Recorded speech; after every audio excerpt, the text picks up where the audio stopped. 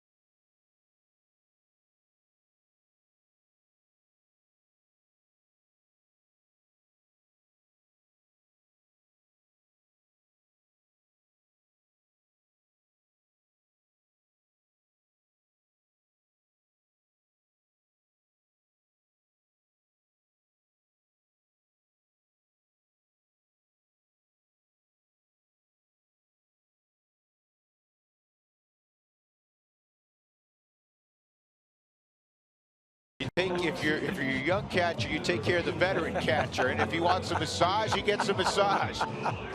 Tony Walters loosening up the traps on Nick Hundley. Here's Charlie Blackmon, and here's the Rockies lineup, written out by Walt Weiss and presented by Southwest Airlines. Charlie will be in front of Trevor Story, then Nolan again batting in the third spot. Gerardo Parra, like last night, will bat cleanup. Cargo is batting fifth, trying to extract himself from a slump. Mark Reynolds will follow, then DJ LeMahieu, and the catcher Dustin Garneau in front of Tyler Chatwood. And the first pitch of the ball game from Jacob deGrom, who likes to work quickly, is in there for a strike. Well, there's so many flattering numbers about deGrom. He misses there. He's making his start today on the 2-year anniversary of his initial start in the big leagues. In day games, he's 13-2 with a 125 lifetime. Yeah, 13-13 at night, but that 2-year anniversary was against the New York Yankees across town. Ended up losing that game 1-0, but he pitched phenomenally. It's the 2-1 on Charlie, who takes it for a ball. It's 3-1. The thing about the Arsenal is, as you go over it, last year he averaged 95 on his fastball. He's down a couple ticks. Right, and that's also causing his slider to be down too. And that's a pitch that slider. That's his go-to. That's his out pitch. Threw it more in his last start than he had in his previous 4. And the volume of fastballs is down a little bit by percentage from a year ago. He's got a 4-pitch mix. He's got a great changeup. Here's the 3-2. And this is a broken bat ground ball to second, and Neil Walker will retire Charlie. Here's the Mets defensively. In the outfield, Michael Conforto is in left. Cespedes, as he has been all series, is in the middle. And Alejandro De Aza is in right field. Campbell's at third for David Wright. Cabrera and Walker up the middle. Duda again at first. And Plawecki, as we mentioned, has done the catching in all 3 games. Both of these starting pitchers, they work fast. So when you step in that box, you better have your hitting shoes on, your helmet where you want it, and the batting gloves, because they get the baseball and they go. Here's Trevor, and he takes strike 1. One thing that Story has been very impressive with on his swings and misses, we understand he does strike out, but it's rarely on the fastball. He may foul it off, but he makes contact with the fastball. And it doesn't matter how hard it is, because some guys, they have that governor on their bat where if you throw above 94, that they're not going to touch it. So, but Trevor doesn't have that governor. It's whatever you throw, however hard it is, I'll put a good pass on it and I won't be targeted. Hit a ditch quickly, 0-2 as Arenado on deck. The Rockies lineup 3 for 38 lifetime against Jacob deGrom. This ball's pulled foul with authority. That was an off-speed delivery in. The Story barreled. Well, the pitch when it's coming in, you think you have to get to it, you open up, and then he ended up falling down onto his back. That looked like Adrian Beltre, the way he swings. Did have a little Beltre to it. It's Nolan's all-time favorite player.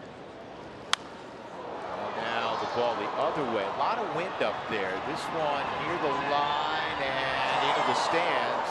De Aza obviously bothered by the short wall.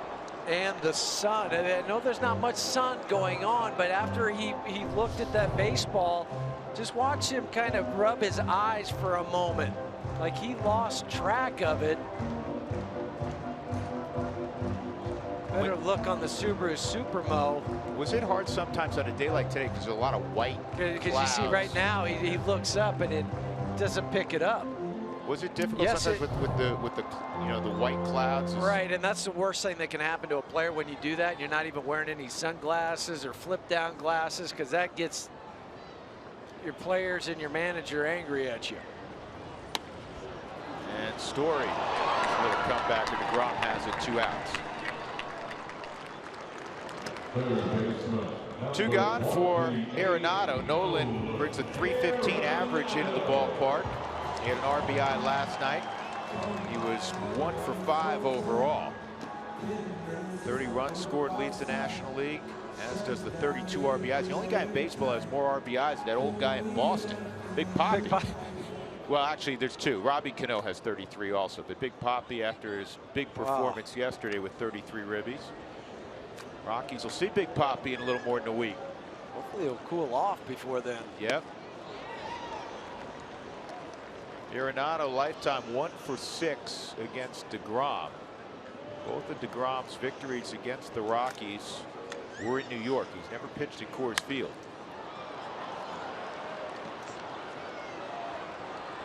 Lucas Duda in foul ground, and DeGrom has a 1-2-3 first inning to match what Chatwood did. So we move on, scoreless in Denver. Hey, Rockies fans, bring your Cincinnati Rockies ticket to Tampa downtown.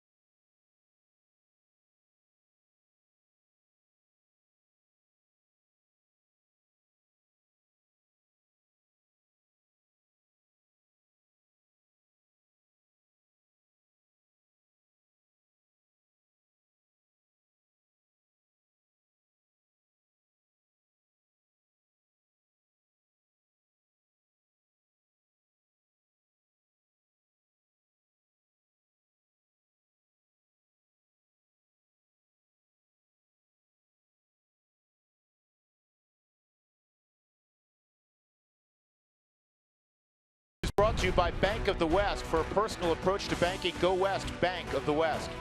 By your hometown Toyota stores, Toyota, let's go places.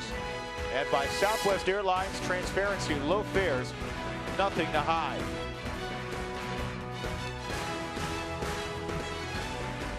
Sixteenth Street Mall busy on this Sunday afternoon. As we go to the top of the second, Yoenis Cespedes steps in against Tyler Chatwood. Chatwood a strikeout, 2 ground balls to third baseman Nolan Arenado, and it took 8 pitches for him to navigate the first frame, and he's got strike 1 on Yoenis Cespedes. 11 home runs, 31 driven in for Cespedes. 0-2. He's now played 88 ball games in a Mets uniform. He has 28 home runs in those 88 games and 75 RBIs. How about that? Quite a trade for them last year to get him in the last 2+ months that he played for him. It's like that's a big bat that they needed in that lineup to carry him. Good point. This ball is hammered to center field. Charlie's going to watch it sail out of here. And the home run bug has gotten Chatwood again. And this one on an 0-2 pitch. And it's 1-0 New York. 5 out of the 6 home runs for Tyler have come against right-handed batters, and it is the kind of the Cardinals' sin, the 0-2 home run, 12th of the season for Cespedes. Wanted it down and away, it wasn't. Mid-thigh for Cespedes. Shows you the strength that he has to hit it over that big wall in right center field into the bullpen of the Mets. He is a strong dude. That's his 12th home run. And the Mets, when they score first, big contrast. They're 19-4 when they score first. When they don't, they're just 2-11. Here's Duda. Well, one of those 4 was Friday night when they scored first. The Rockies ended up coming back and winning that game. Yep, they were up 2-0 early. The Rockies would prevail 5-2. Rockies got the first marker last night on their way to a 7-4 win. Another 0-2, and that where evidently that? Just missed. Tyler looked in, and it was off the Subaru strike zone. Corey Blazer, the home plate umpire. local guys from Pomona High School. 2-2. It's the first home run, by the way, that Tyler Chatwood has ever given up in his career on an 0-2 count. Duda strikes out on a curveball. Second strikeout for Chatwood. Well, he came back with a vengeance against Lucas Duda. Great look out of the Subaru Supermo coming over the top with the curveball. Just really pronating that wrist and just pulling hard to get the rotation.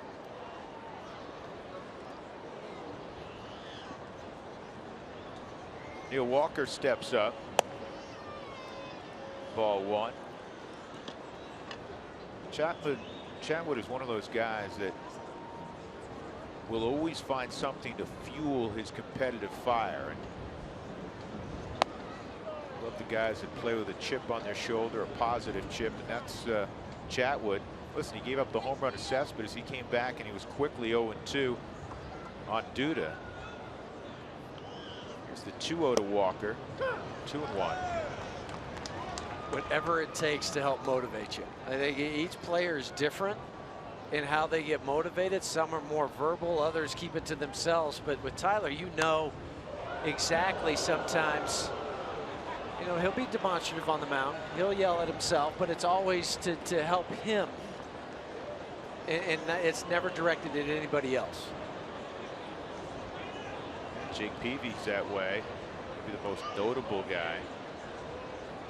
Tyler's not quite at that level where you really see him yelling. This is going to be a tough play. DJ just did get Duda. Fortunately, Duda, big, strong first baseman. Not to be confused with, say, D. Gordon. I said Duda, Neil Walker. Let me correct that. But Walker has average speed, especially when you talk about middle infielders. Good play by DJ. 2 gone, and that'll bring up Plawecki. DJ kind of taken off where he did last night. He had 2 or 3 really tough chances in the game, and Walt was quick to praise him in the post-game press conference. It's about the plays he was making. Huey, you never want to take defense for granted. It's one of the things that the Rockies knew going into the season they would be strong in, and they have. Yesterday they made their first error in 11 ball games, and that was, you know, it was a strange one, and that it was Charlie Blackmon in center field just picking up a ball on the warning track, and he dropped it once, and it allowed Cespedes on a double, and he was shutting it down in second to move up another 90 feet. And this will be easy for Tyler. He's going to run it over there, and that'll end the inning. But the Mets get on the board. Cespedes hits a home run on an 0-2 pitch to deep right center.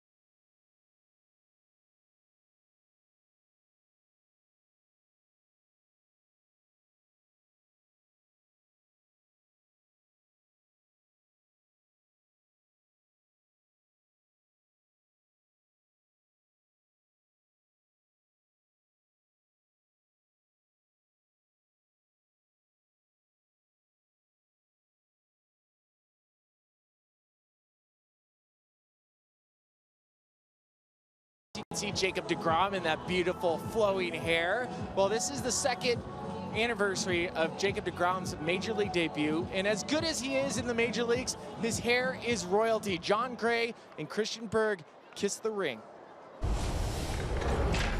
I mean, I'm in a kind of stage 1, stage 2. I think they're at a stage 4, stage 5. So They're at stage 4. I think so. Yeah. I don't think one's that strong yet. So we'll see where it goes. It's top of the list. They got 2 guys on that team, him and Syndergaard, who I just ran into in the elevator. He also has some pretty good hair. I don't know. It's a toss-up though. I'd have to study it a little further. Well, and if you're wondering, with all the salons in New York, who cuts his hair, the answer is his sister in Florida does it. He's thinking if he cuts his hair, it's like Samson. He might not do it because he's worried he might lose all of his flow and all of his power. Something, Drew, you have no idea about. Well, I was just going to ask you, Spilly, who has better hair, me or these two? Those two. Really? Hands down. Oh, come on. Well, I appreciate your honesty. That'll be enough out of you today. The flowing locks of Jacob deGrom and Noah Syndergaard. 1 and 2 on Gerardo Parra. 1 for 9 lifetime against deGrom. The one was a home run. Gerardo 2 for 4 last night, batting cleanup, and he went. You know what's interesting about some of the numbers with deGrom this year? First of all, he's not striking guys out. You made mention of that earlier. He has struck out 6 or fewer in all 5 of his starts this year. Lefties, he's dominated, as he really has in his career. 238 average this year. Career-wise, it's 239. Righties, though, are hitting 326 against deGrom this year. Career-wise, 213. Yeah, you would think that would be flip-flopped. I mean, most of the time with the righty, that's what you're trying to get with the splits. Cargo drives this ball with authority, and it goes over the head of Conforto and all the way to the wall. That was one of those vintage Cargo, as we call them, 1-irons, and Conforto made a mess of it. It'll go as a double. I was telling it to sit. You were telling it to sit. It rose. It rose over the top of Conforto, but that tells you a backspin. Cargo laces this one to left field. Everything connected. He got the foot down in time. Sign of really good things from Cargo. Conforto thought he had it beat on it. Uh-oh, it was over his head. 8th double this season for Cargo. You know, listen, Michael Conforto is still learning as an outfielder. We'll be kind. But when a major league outfielder misjudges a ball like that, gives you an idea of just how hard Carlos Gonzalez consistently hits the ball. Yeah, because as I mentioned, I was saying get down. Because I was hoping it would get down in front of him, but he had so much backspin on it that it was kept rising as it got to him. If Mark Reynolds can take advantage, the 1-0. This is in the air to center field and deep. And playable out there for Cespedes. And Cargo will move up. Cespedes showing off his arm. 2 outs. Cargo at third. DJ LeMahieu will come up. A few nights ago, Cespedes had a different route to the baseball where he came in and went back. This time, he says, I'm not going to get fooled again down center field. He turns and runs to a spot and then picks the baseball back up again, gets behind it, makes a strong throw to third base off the mark, allowing Cargo to get there anyway. But a difference between Friday night and today with Cespedes in center field. DJ 1 for 6 against deGrom, trying to come up with a 2-out hit, and he takes strike 1. LeMahieu yesterday 2 for 3 and a walk. He drove in a couple runs, 1 on a base hit, 1 on a bases loaded walk.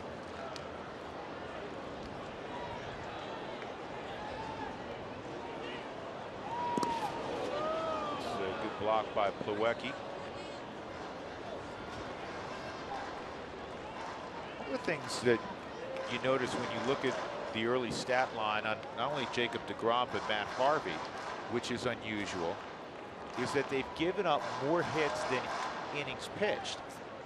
DeGrom came in 29 2/3. He's given up 31 hits. Even more pronounced for Matt Harvey. Last year in 191 innings, he gave up only 149 hits. Harvey's 6 more hits in innings pitched coming into the game.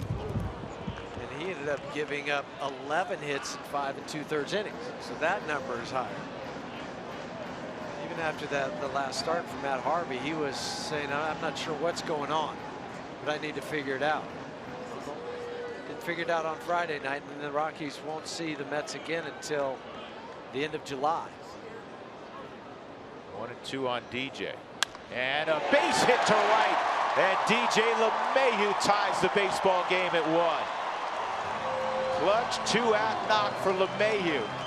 And Cargo, after his 199th career double, will get high fives in the dugout.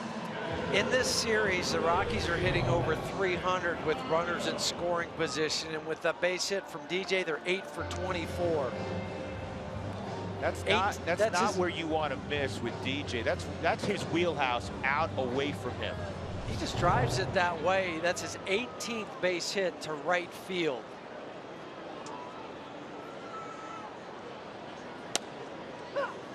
Quick strike on Dustin Garneau. And a list that you definitely want to be on is 2 outs and runners in scoring position. The Rockies are 2nd in the National League with a .262 average.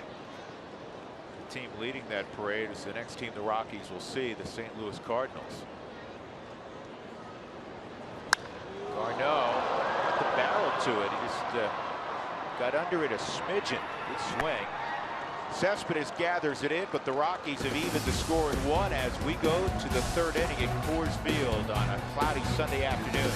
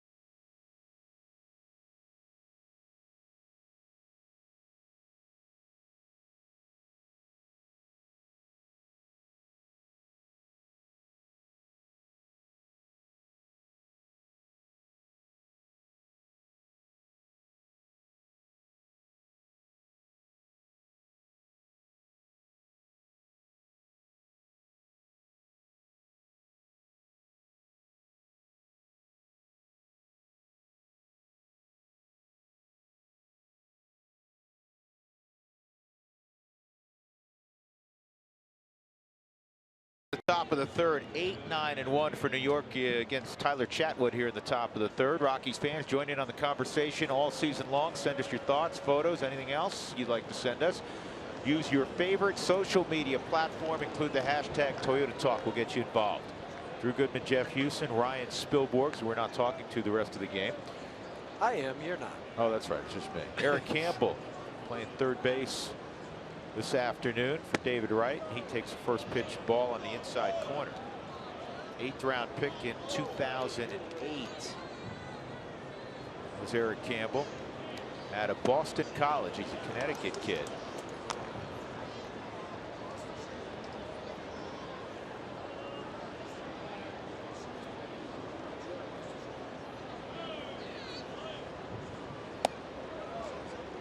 And it's 2-1.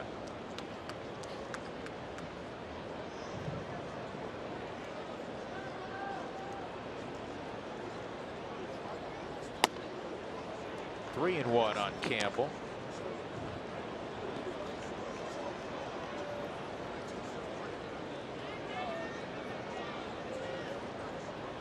time in the big leagues the last couple of years, and he's got himself extra bases down the third base line.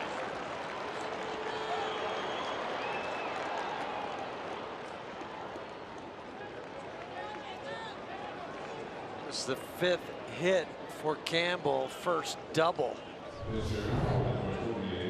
A 3-1 count. You want to try to get the barrel out in front, and Campbell did.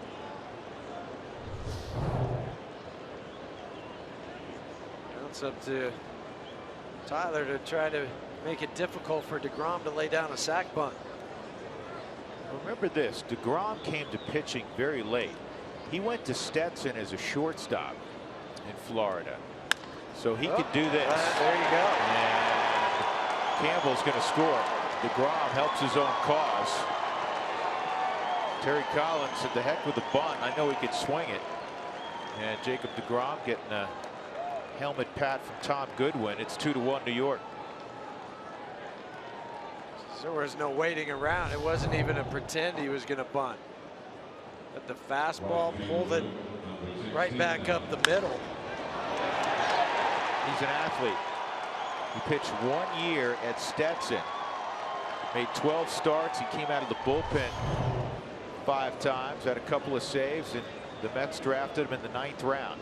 The only year he pitched in college. Diaza takes ball 1. Alejandro struck out on a curveball leading off the ball game. He's been with 4 different clubs the last 2 years. Last year he was with 3 teams.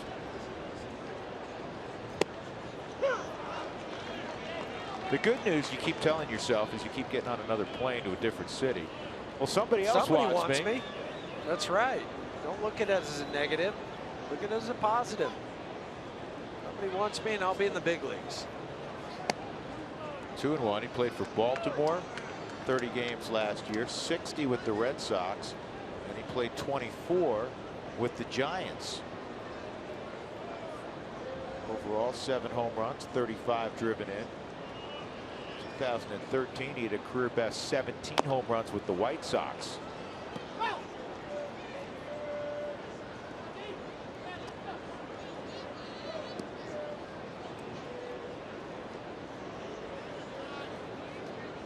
DeGrom's not even wearing the jacket. Remember you said, guys, pitchers, it'd be 110 out and they'd ask for the jacket. They had the satin jackets, big deal in the 70s. Here it's 58 and he says, I don't need a jacket. Swung on and missed, and Diaza is the first out of the 3rd inning. I'll bring up the switch hitting shortstop is Drupal Cabrera. 2 strikeouts for Chatwood, the same guy. Cabrera hit a chopper right at Nolan Arenado. First time. Actually, it's a 3rd strikeout. Duda also struck out. Having trouble reading my own book today. And Cabrera tardy on that swing on a 91-mile-an-hour fastball. The thing with Chatwood is his fastball darts around. Sometimes it cuts, sometimes it tails, sometimes it sinks. Sometimes it'll be 89, other times it'll jump up to 94. Adding and subtracting on the fastball. Good pitch. And that was one right there. See that cut at the last instant? Nothing straight. One of the reasons Chatwood's difficult to hit. And at the bottom of the Subaru strike zone.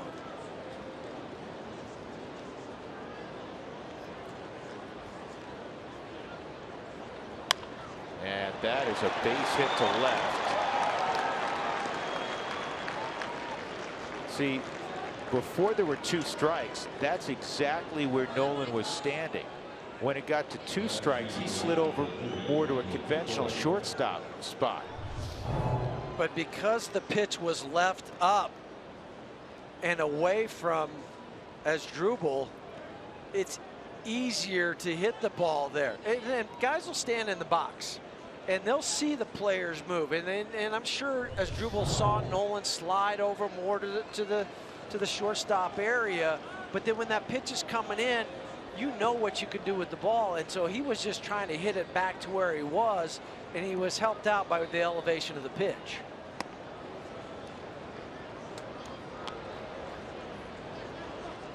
Conforto takes inside. He had a hard ground ball to Nolan at shortstop his first time, and this ball is sliced to left. If it's fair, it's a big problem. It is a foul ball. That would have scored 2.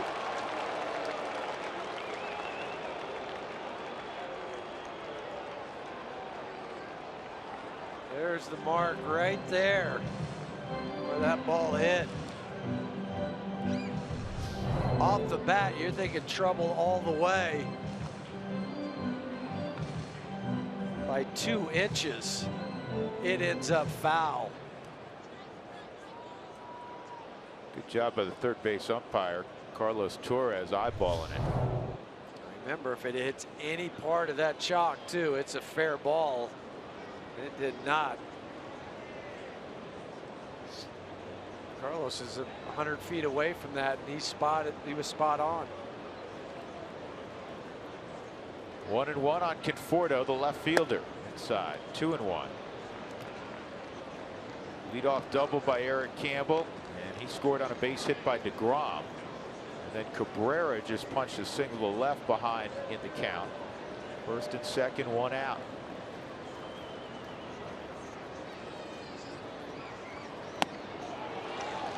It's in a difficult location to hit. 2-2.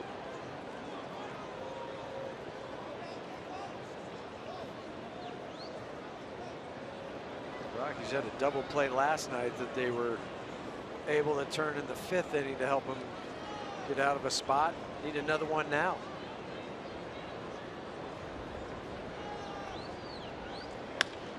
And that's a problem because it's into that vacated area on the left side. It'll score another run. DeGrom runs well. He comes home with the 3rd Mets run. Well, the shift has not paid off on the last 2 hitters in that Conforto found an empty spot. So it's 3-1 as Cespedes is coming up. First it was Cabrera down the line, and this time Conforto. That's right where the shortstop would play normal, but you know what? You're playing the percentages. You're playing the odds. I know people say, oh yeah, we should have been there.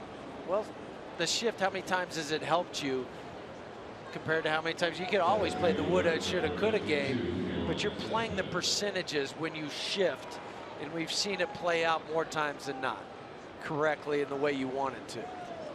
Baseball in so many ways has become a big math equation. Right. You're going to play the percentages.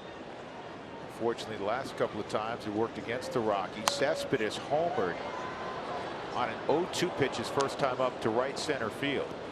Well, just with Michael Conforto, with Nolan where he was last time up, he took a hit away from him because he was playing in that 5-6 hole. This time he hit it where they weren't. So it's just, you're right, it's a math equation. 3 on the left side. Cespedes fouls it off his leg. It's 0-2. Shin guard or not. Not enough padding. What's he have in his pocket? Does he have like gardening gloves? I mean, you're at the plate, don't you? No, they might be sliding gloves. They're sliding because gloves. You don't want to wear your batting gloves that have all the pine tar on them. So you give those to the base coach. Who it missed? Ow. It missed his, which That's it generally why. does. That's Murphy's Law. By like an inch, it missed the padding. You didn't need a catcher shin guard to help out with that foul ball. Now everything's personalized, even the wrap on your lower leg. 0-2. And this ball's well hit to center again. Charlie goes back. He makes the catch. Tagging is Cabrera. He'll move up. That's interesting, Huey. The old line is that's a little too good. 0-2 2 times in a row.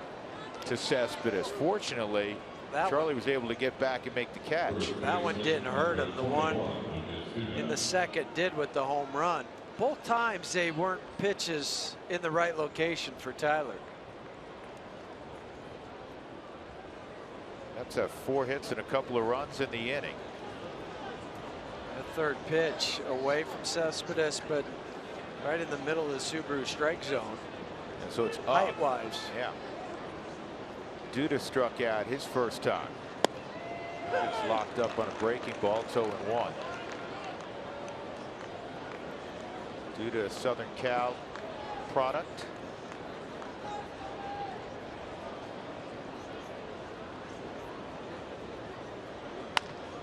And a ground ball right at Story. 2 runs in the inning on 4 hits, a double and 3 singles, and the Mets have a 3-1 lead, middle of 3.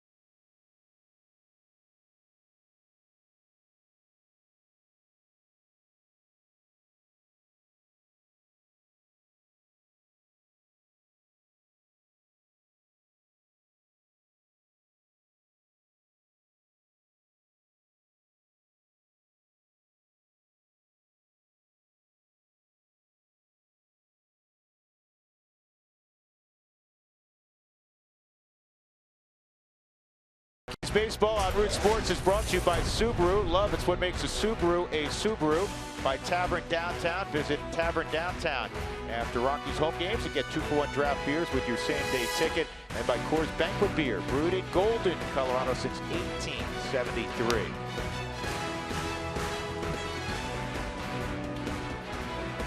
The Flatirons, we take you to the ballpark at 20th and Blake. Here's the 1-0 in there for a strike, 1-1 on the pitcher Tyler Chatwood. Rockies trailing 3-1 now as they hit the bottom of the third.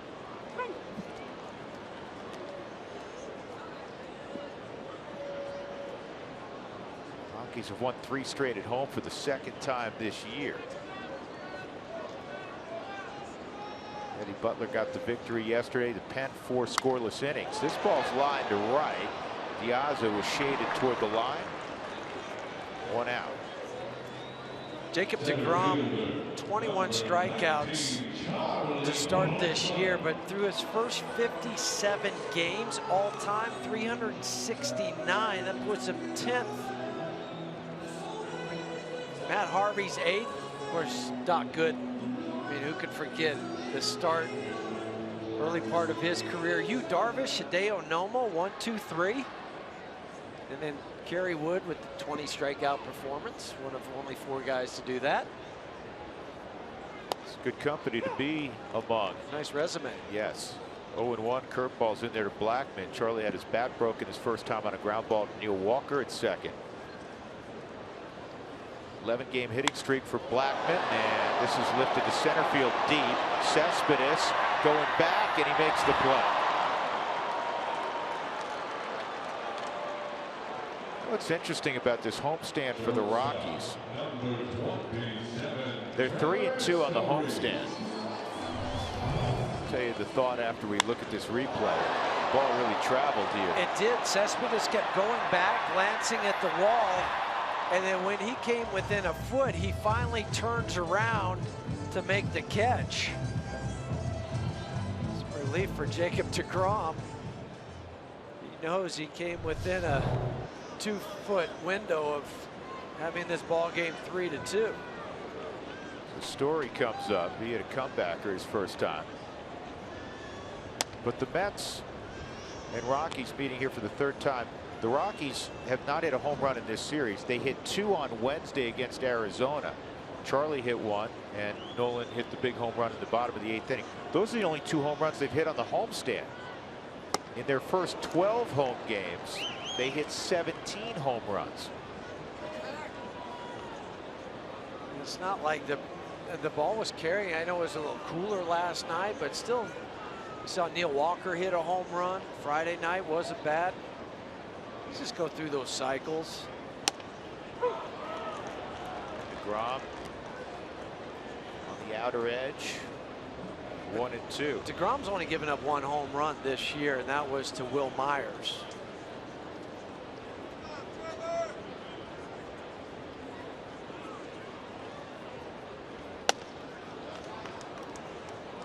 Two and 2.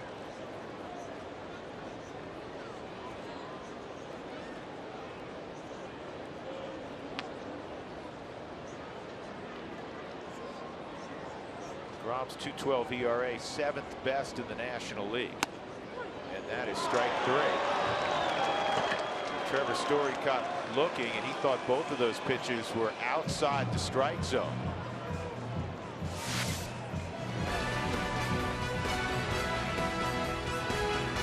Certainly looked that way. 3-1 New York. We'll go to the 4th.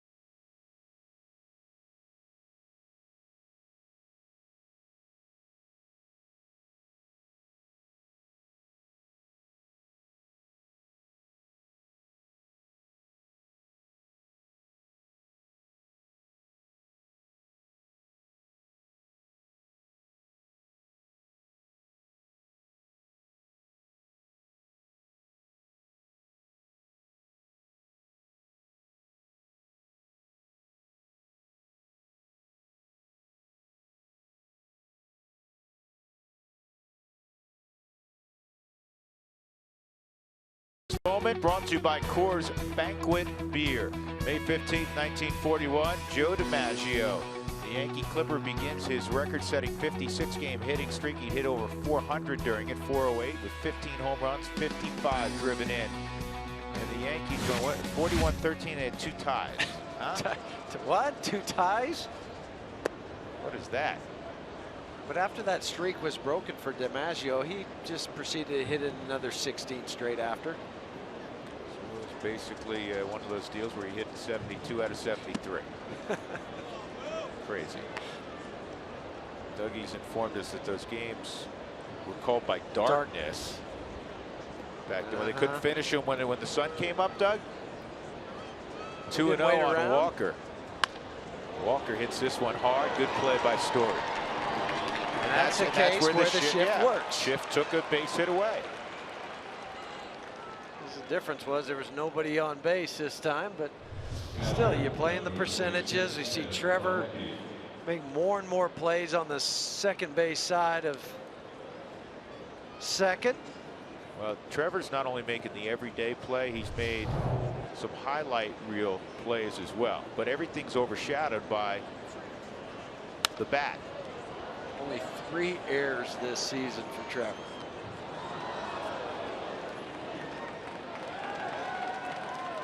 This kid's handled himself as well as anybody could even imagine. And continues to.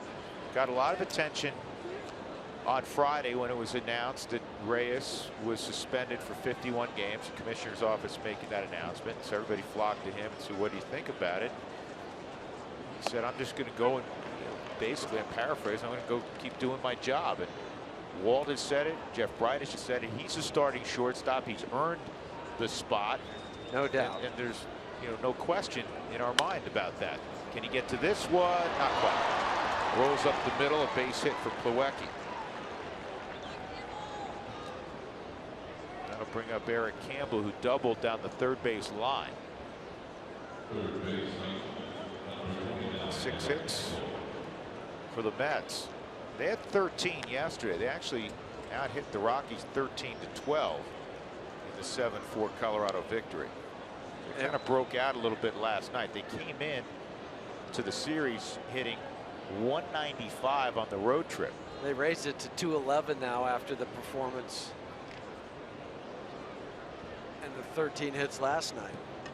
4 and 6 on this very long 11-game trip for the Mets. They'll have tomorrow off, and then they'll take on Washington and Milwaukee at Citi Field.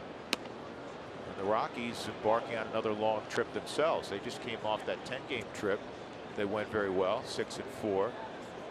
They'll play 3 in St. Louis. They'll play 3 in Pittsburgh. They'll have an off day next Monday in Beantown. Then they'll play 3 against the Red Sox. 3 really good baseball teams, obviously.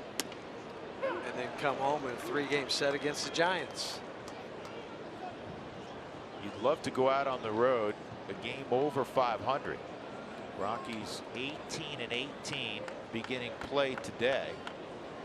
And just a game and a half behind the pace set by the Dodgers and Giants. Everybody's winning atop the division. The Dodgers have won 3 in a row. The Giants have won 4 straight. The Rockies have won 3 in a row. Arizona's lost 4 straight. They're in the cellar now at 17-22, but they're just 4 games back in the tight NL West. 2-1 on Campbell. That's off the plate. 3-1. DeGrom on deck.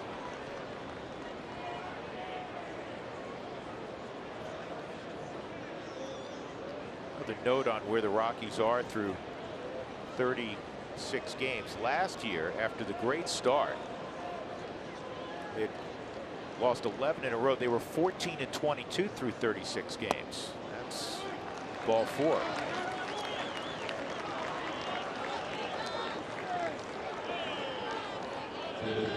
First walk allowed by Tyler Chatwood. 2 on for DeGrom. Boy Scouts and Girl Scouts make plans now to attend a Scout Day during the season at Coors Field. Participating Scouts will receive a Scout Day patch and an opportunity to present the colors at a 2016 game.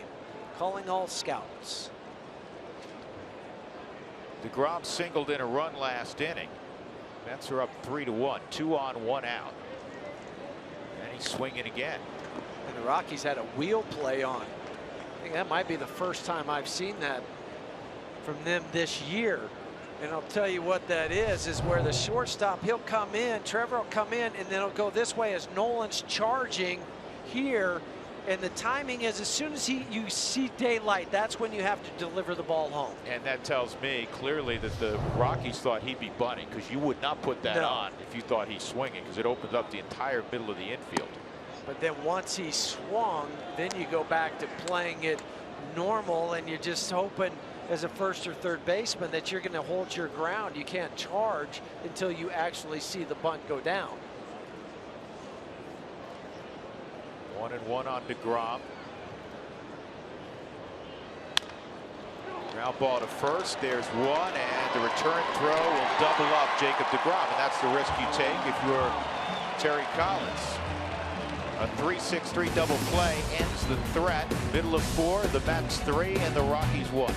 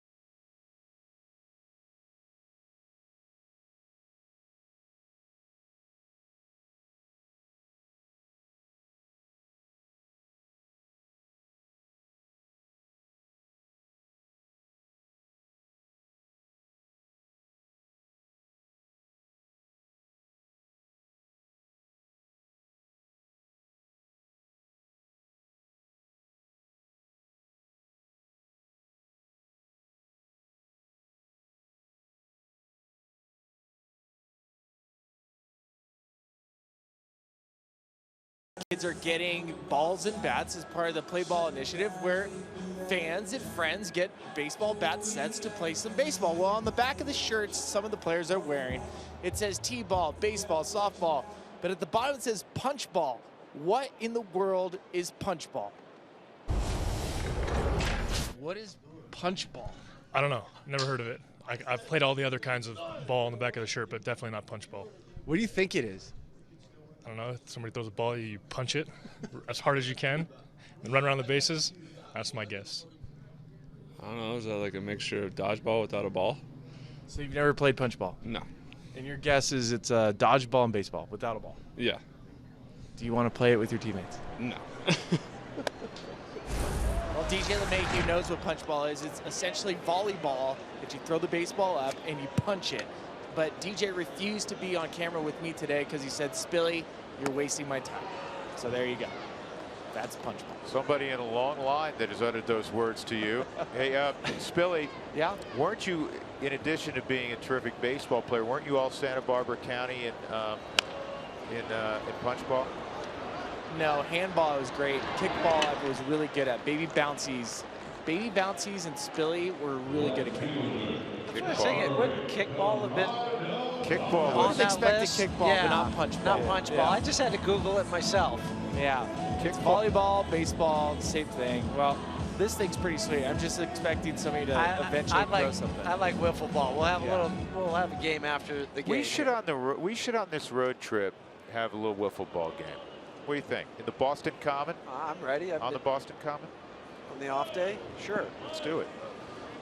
Gerardo Parra with one out. He struck out his first time. Sock ball too. Okay.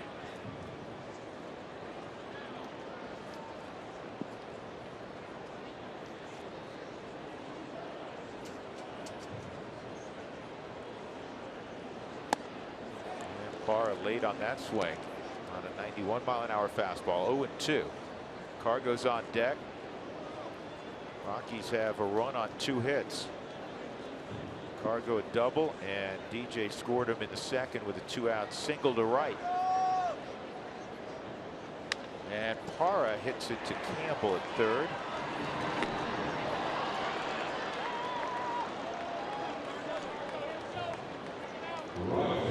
If the Rockies score 7 runs or more in any ball game, make your way the following day to your favorite Colorado Taco Bell location. Make sure you do it between 4 and 6, and you'll get your Rockies taco special, Live Moss at Taco Bell. And in a little while, you'll be able to do that with the Rockies winning 7-4 yesterday. Cargo hit a laser to left, and I've noticed that Conforto's backed up a little bit. Kind of misjudged it, turned into a double. And that fastball's high. We were just playing recently that they were playing so deep. Arizona.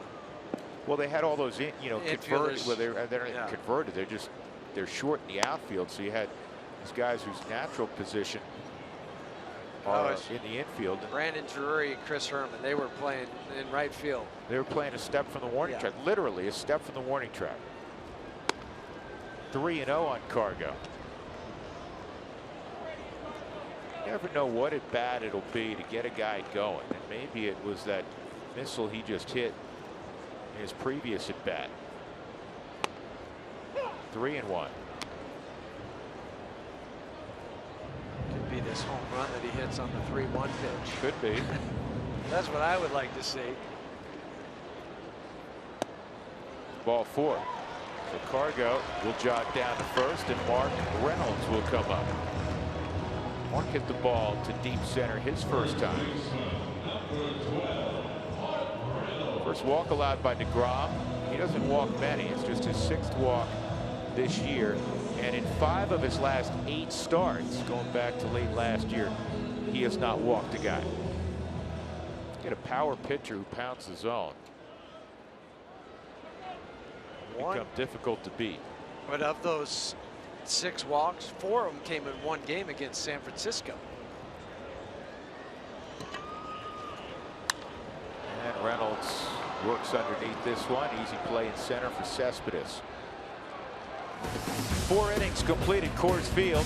The Rockies trailing the Mets 3-1.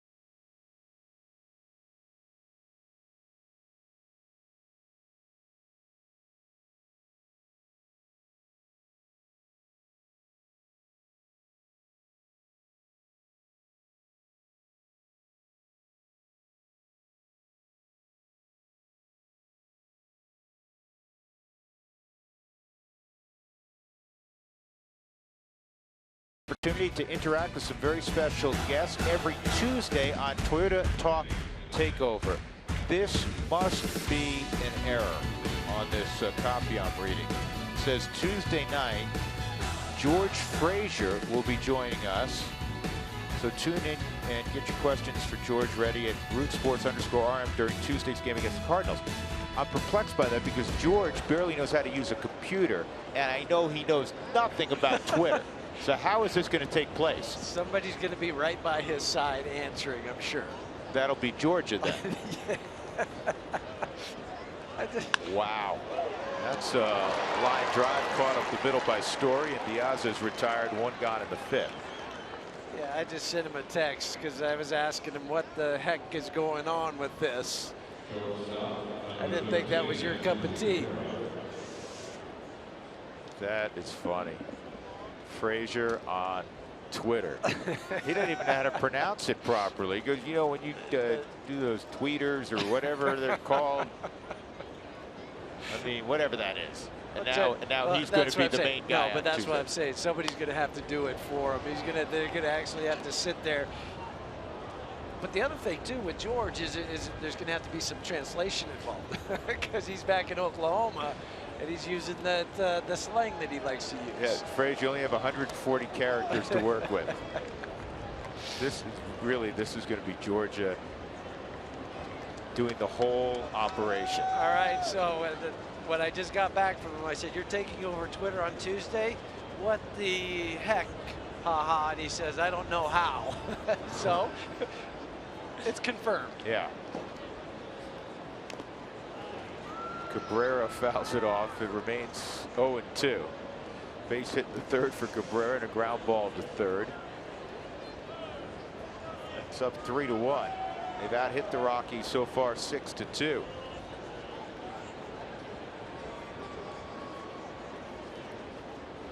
And Chatwood strikes out Cabrera.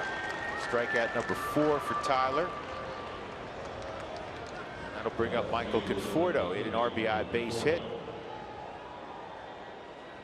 in the third inning.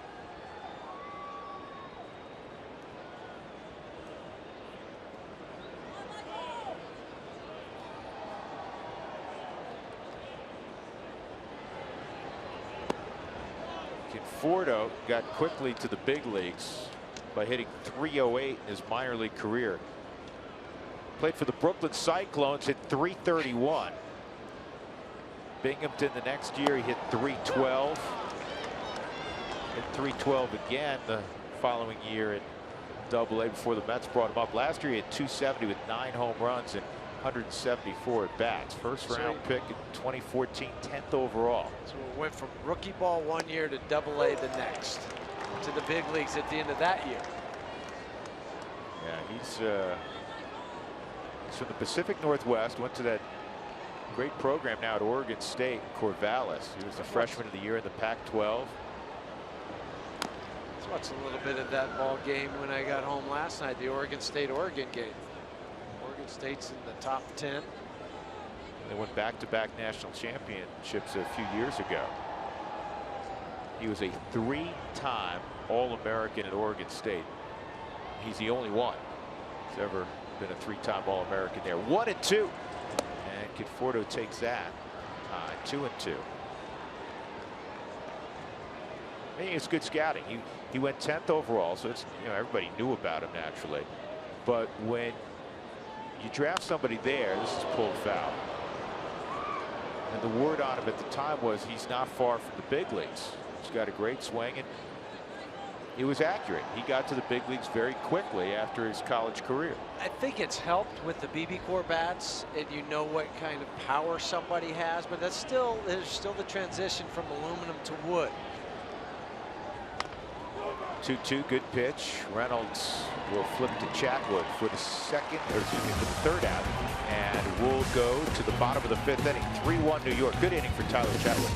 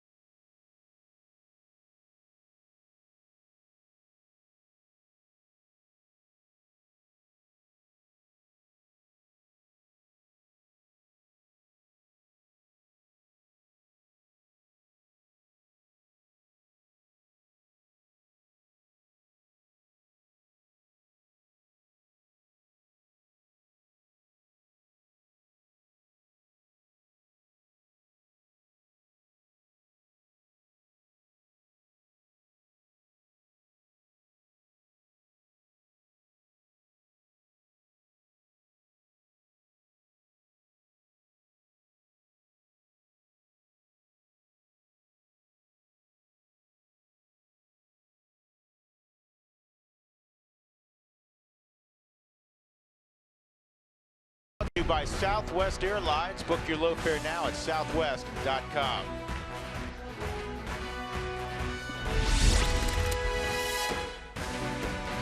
Overcast afternoon in the front range of the Rockies.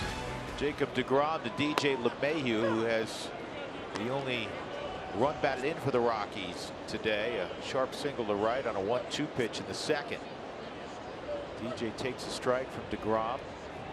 DJ hitting .341 against right-handed pitching this year, and that's strike 2.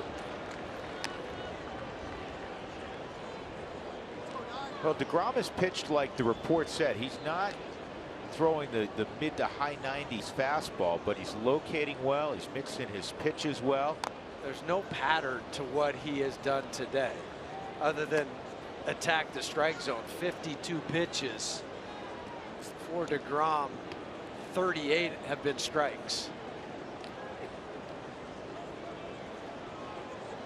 7, 8, 9 in the Rockies lineup in the 5th. And that's a bouncer to short. Cabrera. 1 out. I'll tell you an interesting story about deGrom. So his first 2 years, he was exclusively a shortstop at Stetson. And he was a decent hitter. He was .263, which, you know, in this day and age in college baseball, you know, it's okay. It's not respectable. It's respectable. It's not like, oh boy, he's awful, or you know, he's not breaking any records. But he was solid offensively. And that summer, after his sophomore year, A team out of DeLand, which is where he's from. This is bunted in the air, and it's grabbed. 2 outs.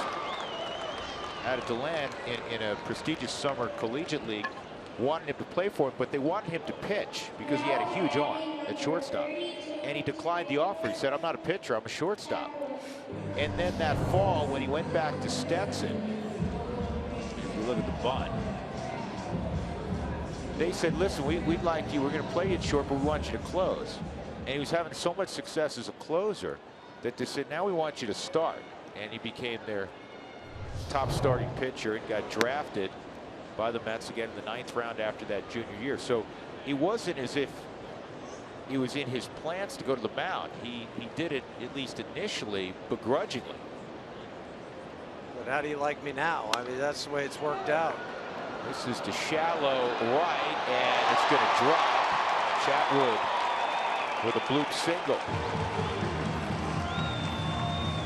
Even with Diaza playing very shallow in right field, good race to that ball and make the diving catch.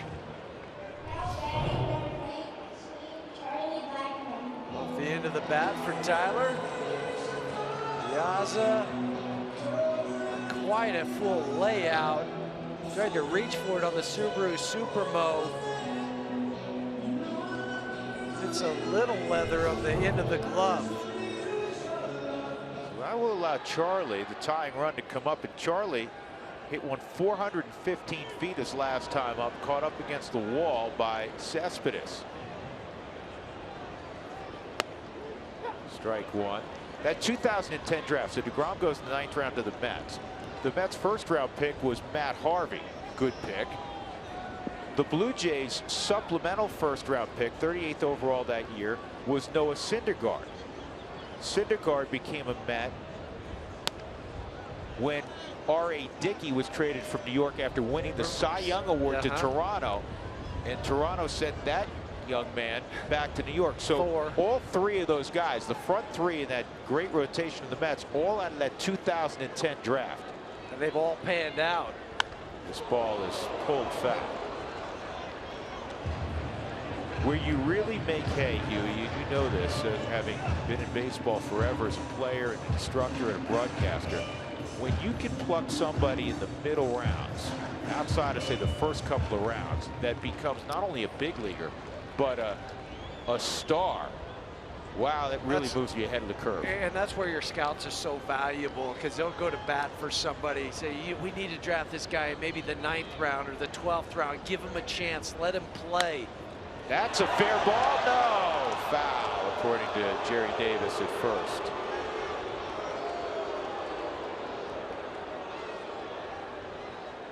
Jerry right on the line at first.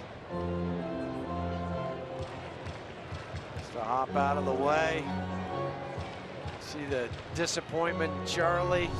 Just got to go over some portion of that bag. It's not where it hops, say, after it crosses the bag. You can hop in foul territory, but if the first base umpire believes it just clipped part of the inside portion, let's say, of that bag at first, it is a fair ball. So just a smidgen foul. 1-2. 2-2.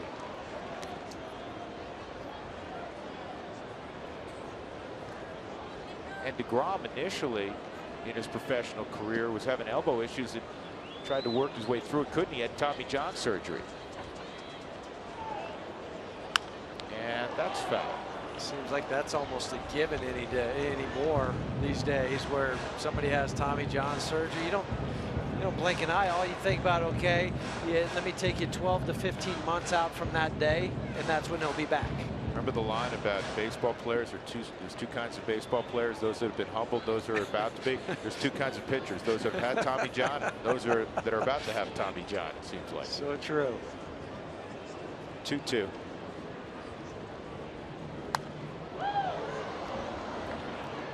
That's why you can never have enough. Zach Wheeler, well thought of prospect for the Mets, a guy who throws in the upper 90s. He's due back in the middle of the summer from Tommy John surgery. You said, I believe last night or maybe Friday night, why Sandy Alderson didn't trade any of those guys, even when they needed somebody. He said, no, I'm hanging on to all the arms I can. 3-2. Listen, the Rockies gave the Mets a call when Tulowitzki was available. You watch now, teams will be calling Jeff Bridich and the Rockies with all the arms that the Rockies have stockpiled.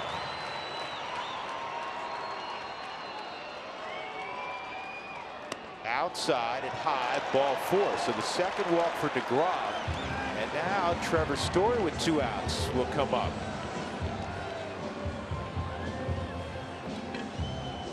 Good at bat for Blackman. 10-pitch at bat.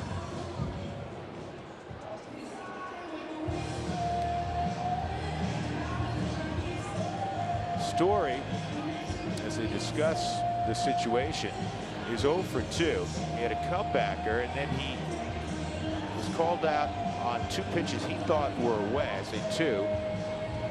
Second strike and the third strike were fastballs that he thought were off the plate.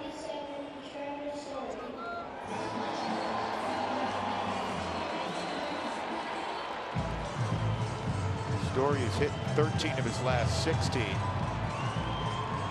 Last night, 2 for 4, and was hit by a pitch, single and double. He had 2 doubles. As you look at the strikes, those last 2 pitches off the plate were called strikes. And Trevor's at bat. He had 2 doubles on Friday night. Chatwood, good athlete at second base. You know how well Charlie runs. He's at first. Rockies trailing by 2 here in the 5th.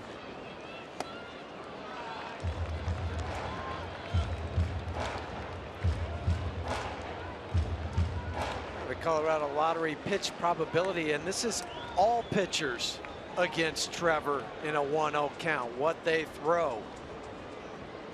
41, almost 42% of the time fastball, then slider would be second. We'll see if those numbers change when it gets to 2-0.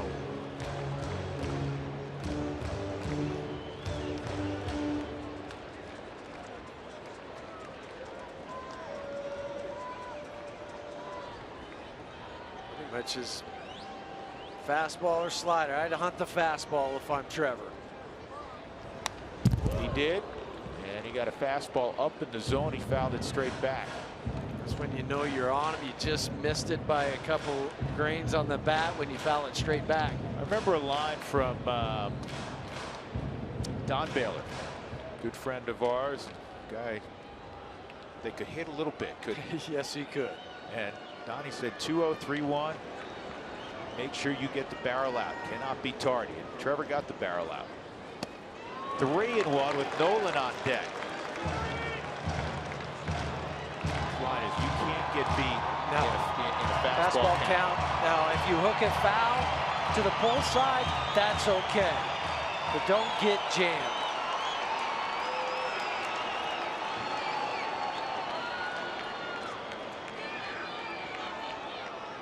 Three-1.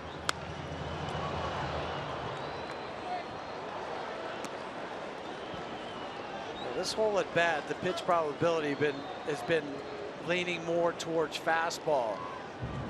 See if it changes. No, it doesn't change a whole lot going to a slider. I thought it might on a 3-2 count. But you have the advantage with Charlie at first. If there's a ball in the gap, he'll be able to make it easy. Here we go, 3-2.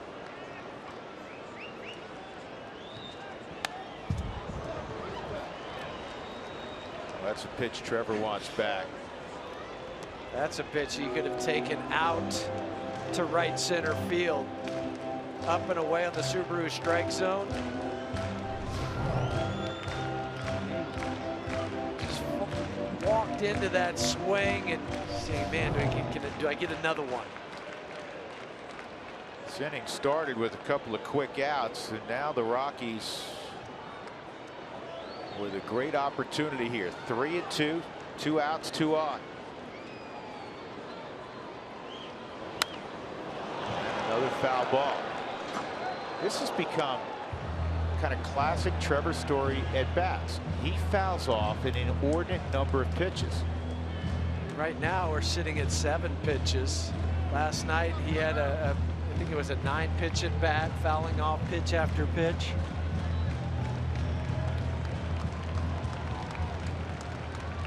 These are the fun ones. Outfield straight up, infield basically straight up. Runners off again with the pitch. This is hammered at left field, but right at Conforto. Could not have hit it any harder. Trevor Story lines out to end the inning. It remains 3-1 New York as we go to the 6th.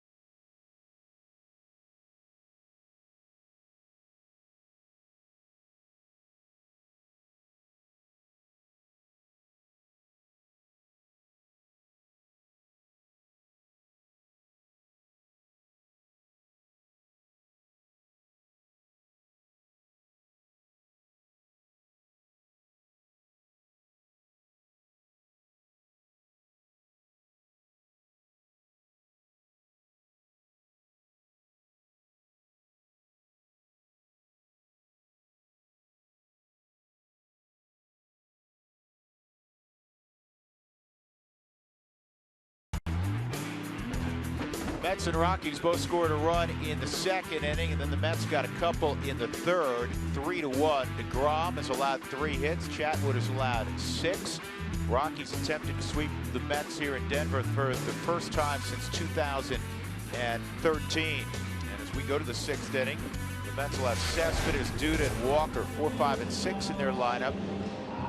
Tyler Chatwood gave up a home run to Cespedes in the 2nd inning. Home run in the 2nd inning to Cespedes was on an 0-2 pitch. Tyler didn't get down in the zone. Cespedes is a strong guy. In the last 25 games for Yoenis Cespedes, 11 home runs, 29 RBIs.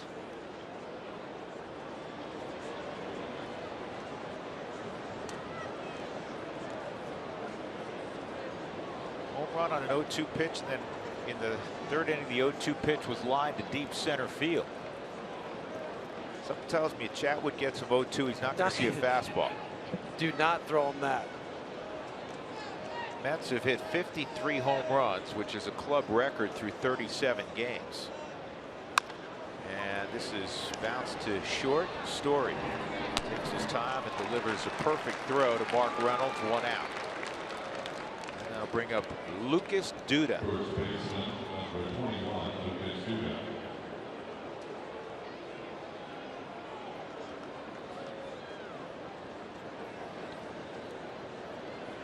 Think back to that at bat that Story had against DeGrom. Right on him, right on him, right on him, Huey, and then a loud shot. If he gets that elevated at all, it's the Rockies 4 and the Mets 3.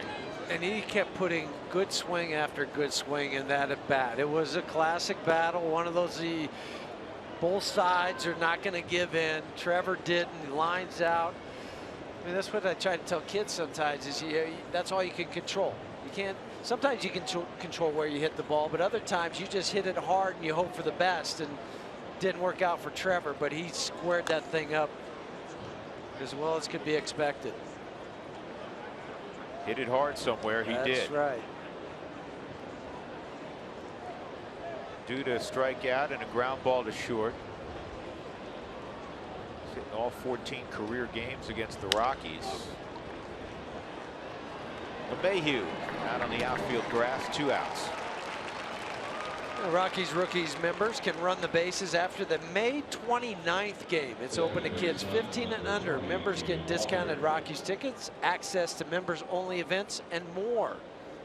Those members can run the bases Sunday, May 29th after the ball game. Neil Walker hit a couple ground balls in the middle of the infield. Last one he hit sharply, but positioned up the middle was Trevor Story.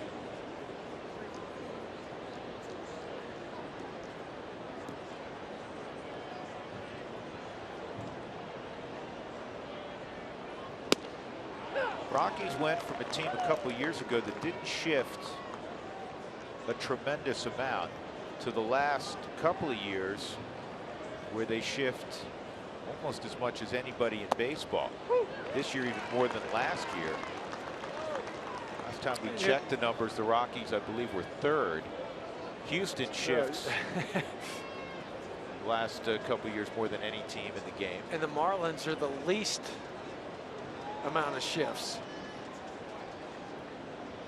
1-2 and 2-2 on Walker.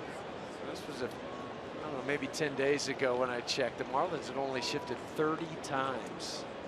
I'm sure it might not be much higher than that. Still probably below 50. That's less than once a game. Yeah.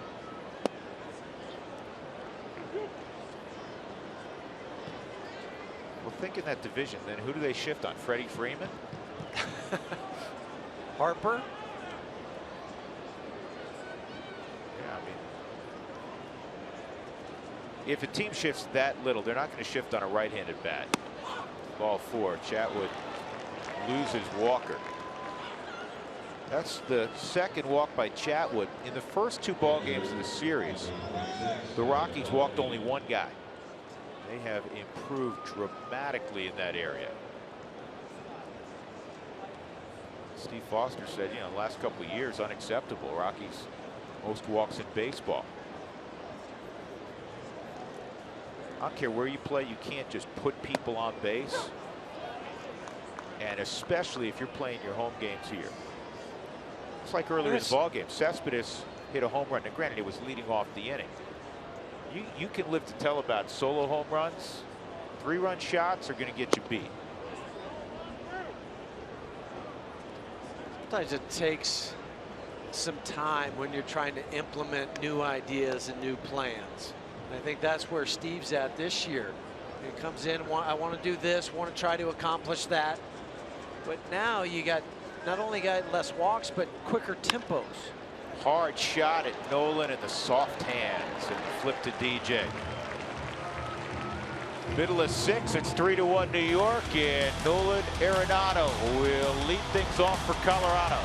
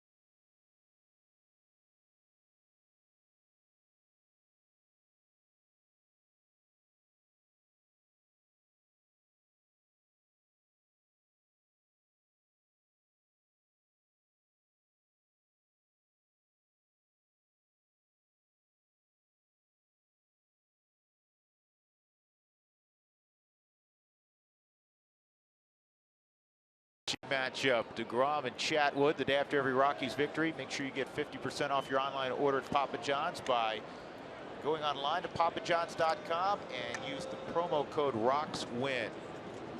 Nolan 0 for 2. Takes a breaking ball for a strike. Rockies got their run to the second, a 1-out double by Cargo and a 2-out single by LeMahieu. DeGrom has been outstanding.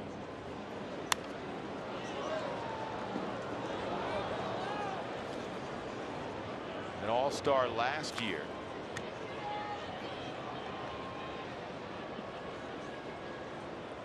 Last 12 games overall, 7-1, a 2.75 ERA. And this is an easy play in right for Diaza.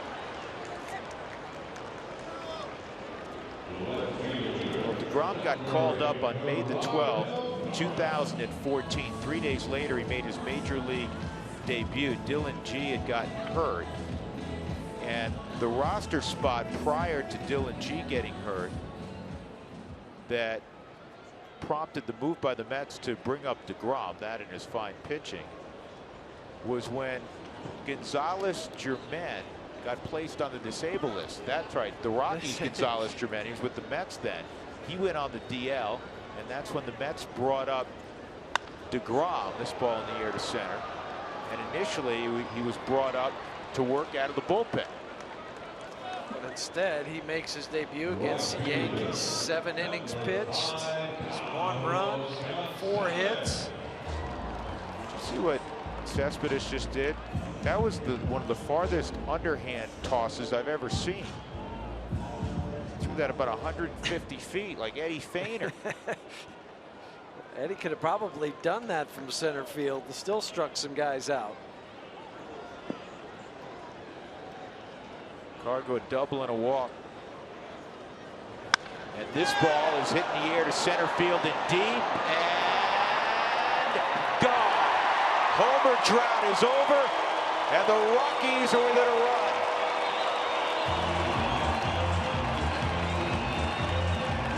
Yeah, we were kidding earlier that that double may have gotten him going. He had a quality walk his next time up, and then a vintage Carlos Gonzalez home run. First home run in 24 and a half games now, and his 25th since April 14th, to be exact. But it had the loud sound. He thought it had enough distance. It crawls over the wall in center field. It's a nice little relief for Cargo. More importantly, you bring this back to a 1-run game. Huge home run. And with 2 outs. 1-1 on Reynolds. He nearly went deep in the second inning to center field. Second home run given up by DeGrom all year. Back to the home run swing. The first one will be on the Subaru Supermo. He just waits and keeps everything behind on that swing. Barrel goes, and then the body finishes the swing. Good eye by Reynolds. 3-1. Just the sound of that home run.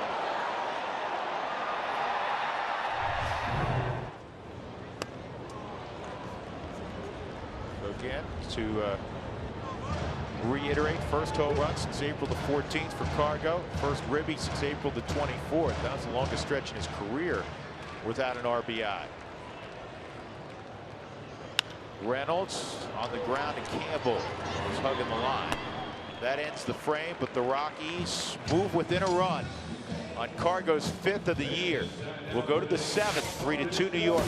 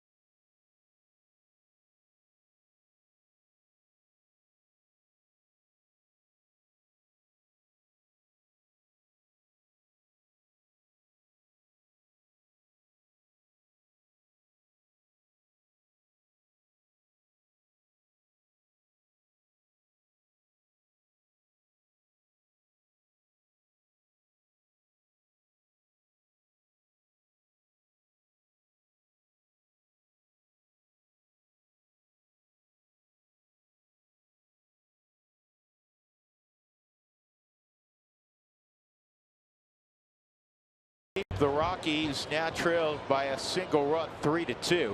Tyler Chatwood in the 7th inning will see Eric Campbell, Jacob deGrom, and then Alejandro Diaz. First pitch strike. Thought this would be a good pitching matchup, and it has. A little bit rough in the 2nd and 3rd for Chatwood, but he settled in. 3 scoreless since the 2 runs in the 3rd plated by the Mets.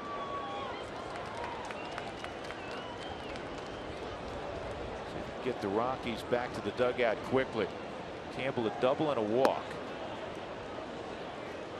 Pitch misses 1 and 2. Tyler's due up 3rd next inning, so this will be it for him.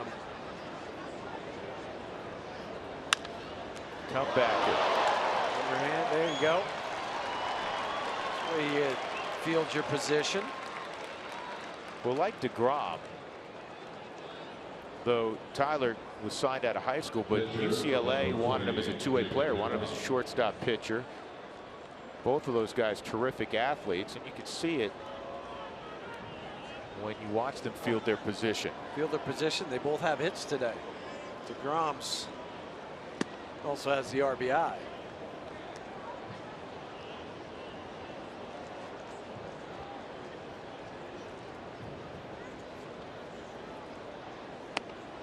Inside 2-0. This is just the 6th start today for deGrom. He was not hurt. You may have read about it.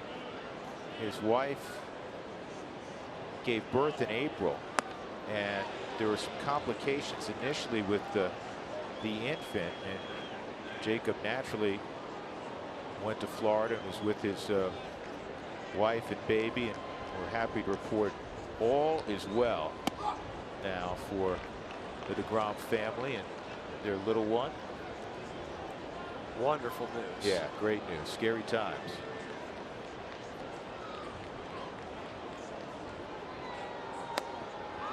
And that's a walk by Chatwood. That's certainly not what you wanted to do.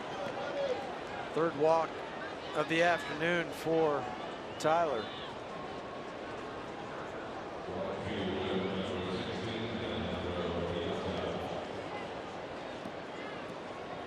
Diaz, 2 strikeouts and a line drive up the middle that was right at Story.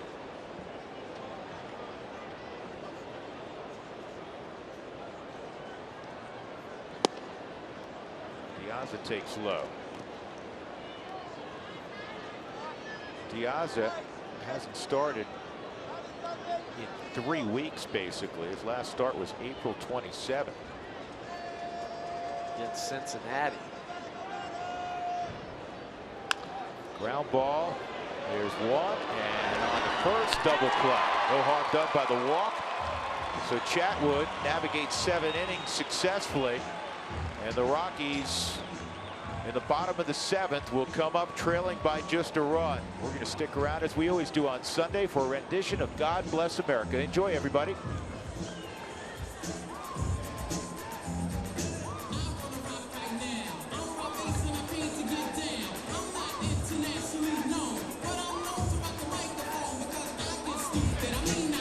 Fans, the Colorado Rockies are proud to host and honor those who sacrifice on behalf of us all.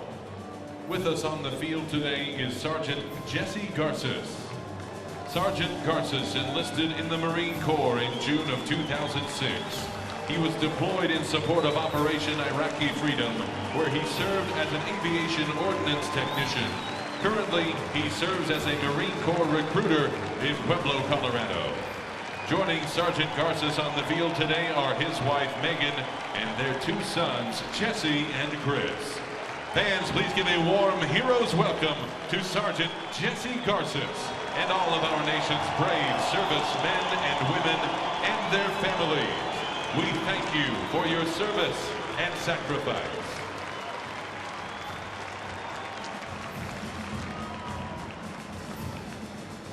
Fans, please rise as we honor our great country with the performance of God Bless America. Performing God Bless America today, representing the United States Air Force Academy Band, is Senior Airman Ben Sampson. Please welcome Senior Airman Sampson and join him by singing along to God Bless America.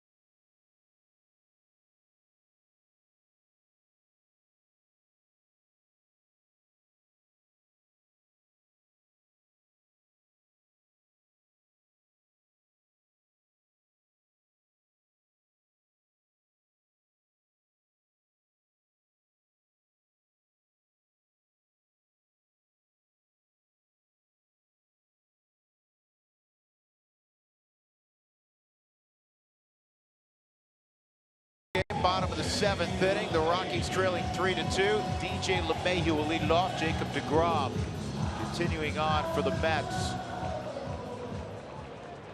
The Rockies got a home run last inning from Cargo. 6 hits for the Mets, 4 hits for the Rockies, and a breaking ball for a strike. 14 of 25 first pitch strikes for deGrom.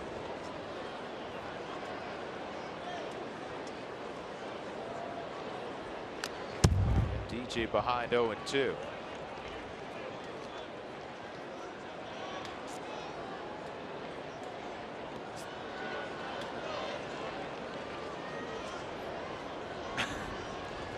Yeah, pretty much. That's a key opposite field line drive. That's an accurate statement.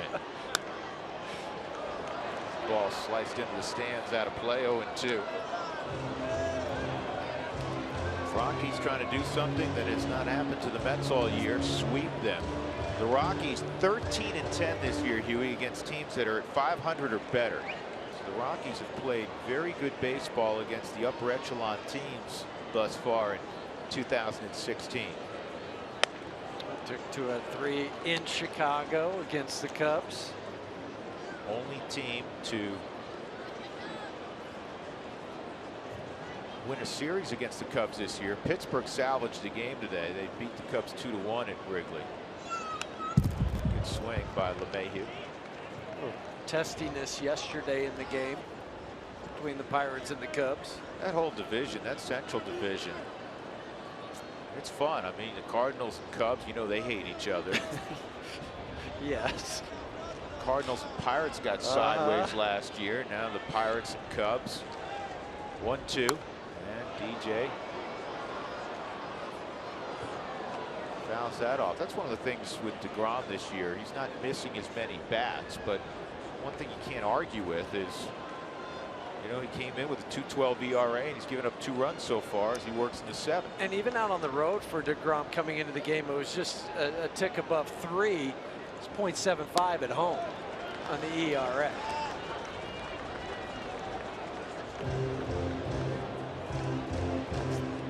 Scoreboard, the big scoreboard in left center field is shorted. They just changed it. They had shorted the Rockies a hit. They just changed it to 4. Good coverage there by DJ. So Garneau on deck. It's like a dartboard for the Subaru strike zone. Yeah, with somebody that knows what they're doing throwing darts. Not like you or I. Is that what you're saying? When you're then you get off the grid completely. Yeah. Like you hit the wall as opposed to the right. You have to repair a wall. Yeah.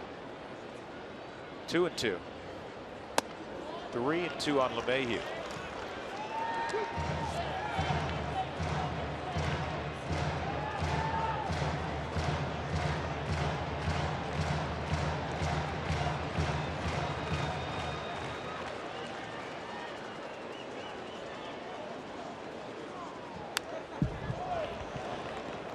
This is another tremendous at bat. Story had one of these in the 5th inning with 2 aboard and 2 outs. And on the 10th pitch, he hit a missile, but it was right at Michael Conforto. Now LeMahieu with a lengthy at bat against DeGrom. Another 3-2 and another foul ball. Souvenirs for everyone. Next pitch will be number 12.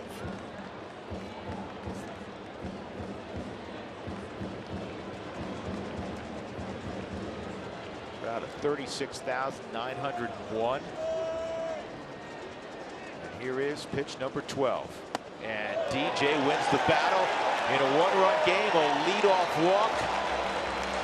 And Speed going down to first base as well. And Garneau coming up, and he's immediately studying Stu Cole. MLB.TV Premium, the #1 live streaming sports service, is now available. Join the millions of subscribers. Watch every out-of-market game live in true HD on over 400 devices. Tell you what, Jeffrey, that's the first leadoff man also to reach today for the Rockies. Well, and what a time it is, because you have the 8th place hitter in Dustin who can lay down a bunt because Rayburn's come to on deck. Sit. Yeah, he tried to bunt for a hit his last time up, and he worked underneath it. Huey, you were very good handling the bat. You have to you gotta get this on the ground. Yeah, you have to create the angle first, even if you're bunting towards first for Dustin.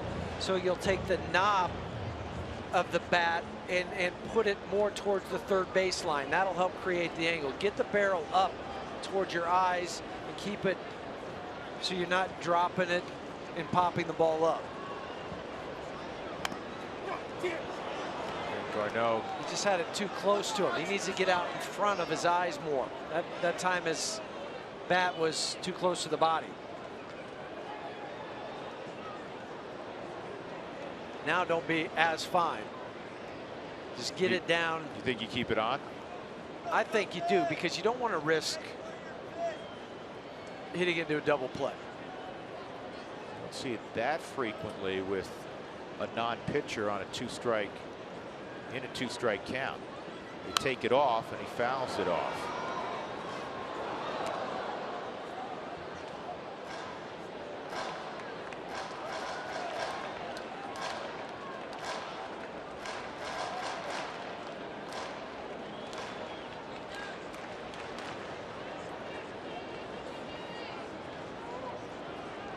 Oh, 0-2 on Dustin Garneau.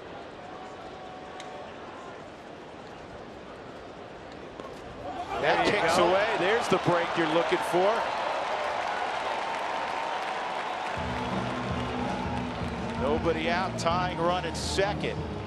On the 100th pitch of the game, DeGrom uncorks a wild pitch. Over rotating on the slider. Can't block it on the Subaru. Supermo goes off the right arm of Plawecki, and that's nice. You don't get the bunt down, but you have that runner in scoring position, and now Dustin hit it to the right side, get him to third. And you can tell he really tried to do it there. Hands really tight to his body. Rockies, would you concur with this, have played better team offense this year than at any point over an extended period than we've seen in a few years? It is, because when it comes to trying to do the little things, you can see the intent. Now, it doesn't work out all the time, but you see the intent when the guy's at the plate or on the bases of what they're trying to do. Oh, called strike 3 on a pitch up and in, and it may have shaved that corner. So 1 out, and now Ryan Rayburn to pinch hit for Chatwood. When you're trying to hit the other way, sometimes these are the pitches that will lock you up.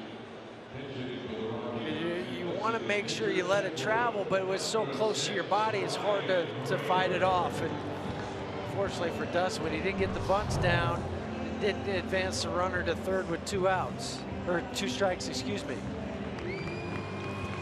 So DeGrom will depart after 6 1/3. Rockies have the tying run at second, 1 out. Rayburn coming up.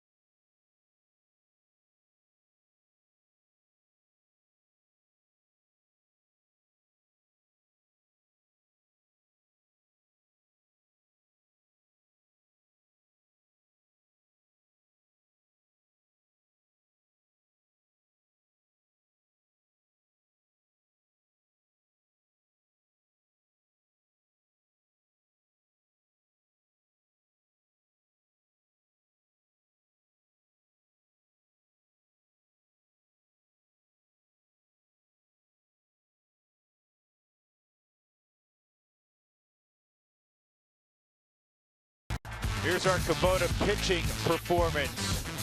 And both DeGrom and Chatwood threw 102 pitches, and both pitched very well. 3 runs allowed by Chatwood, 2 runs so far allowed by DeGrom. He's responsible for LeMahieu at second base. Our Kubota pitching performance. We thought it would be a terrific matchup, and it was. So Ryan Rayburn now will face Jim Henderson. The Rockies saw Henderson yesterday. He pitched a 1-2-3 7th. He got Cargo to ground out, Reynolds on a strikeout, DJ LeMahieu on a ground ball to second. Rayburn's been terrific, whether as a starter or off the bench, 4 for 12 as a pinch hitter. In a tough task against Jim Henderson. Opponent's hitting 178. Go further than that. Right-handers 148. Hard fastball, as we witnessed last night, on 95, 97 miles an hour. Complements that with the slider. High ball 1. You look at the Mets pitching staff. They have 4 guys that have thrown 99 or better this year, 3 in the hundreds. Familia, who you see in the 9th inning on the plus side. Robles, who the Rockies have seen a couple times. Syndergaard, who averages about 100. Henderson's touched 99. That's inside 2-0. DeGrom, who just departed not today, but has hit 99 this year. Then the soft tosser who got skipped on Saturday, a little tenderness in his elbow, Matt's 97. Doing the fastball for sure, and this is going to be a mix and match for Terry Collins with Henderson and Rayburn, because you have the left-hander Jerry Blevins up in the bullpen with Charlie on deck. Ryan Rayburn, the count in his favor, 2-0.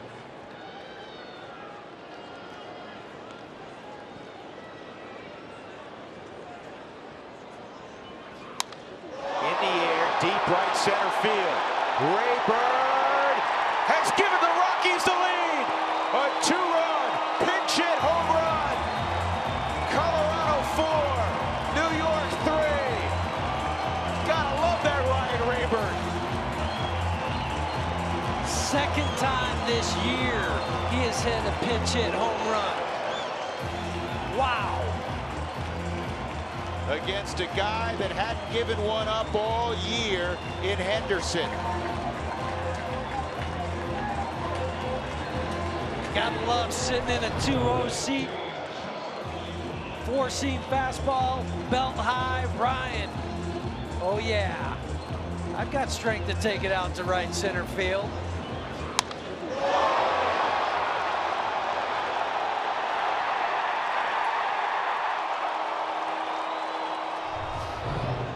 One out, and here is Charlie Blackmon. He takes outside, ball one. Rayburn 5 for 13 off the bench. What an amazing pickup by the Rockies. They were trying to get it done earlier in the winter, couldn't get it done until spring training had already started.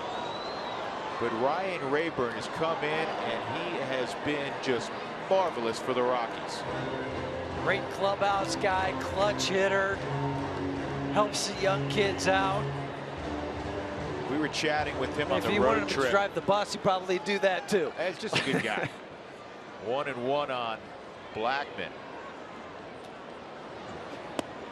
Outside 2-0. Story on deck. We were chatting with him on the road trip, and he was very self-deprecating about his batting practice. He said, I'm the worst BP guy, and he said, you know, I don't hit the ball over the wall in BP. He goes, I just try to stay within myself. He said, then even in the game, when I hit home runs, they just kind of are wall scrapers. Well, that one wasn't. That wasn't a wall scraper. And he went Oppo. Oppo over the big wall in right center. Deep into the bullpen. He's flying around those bases. Let's not forget, let's give a little bit of credit too to this whole inning for DJ LeMahieu and how many pitches he took, and eventually that might have worn DeGrom out because he ends up walking DJ. You have to take him out of the ball game. DeGrom finishes with 3 runs allowed on 4 hits, 3 walks, 3 strikeouts, and 6 1/3. And Chatwood moves to the plus side. Yeah. Tyler trying to get his first victory at home. Rockies up 4-3. It's 2-2 on Blackmon. And this ball's in the air to fairly deep center field, but playable for Cespedes. 2 outs. That was the 6th career pinch hit home run for Ryan Rayburn.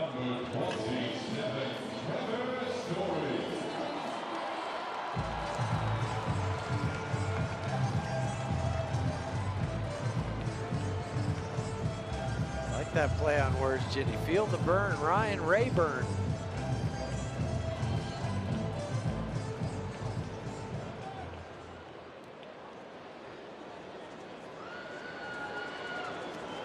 Story with a line shot to deep left his last time up with a couple guys on base. That was another lengthy at bat against DeGrom.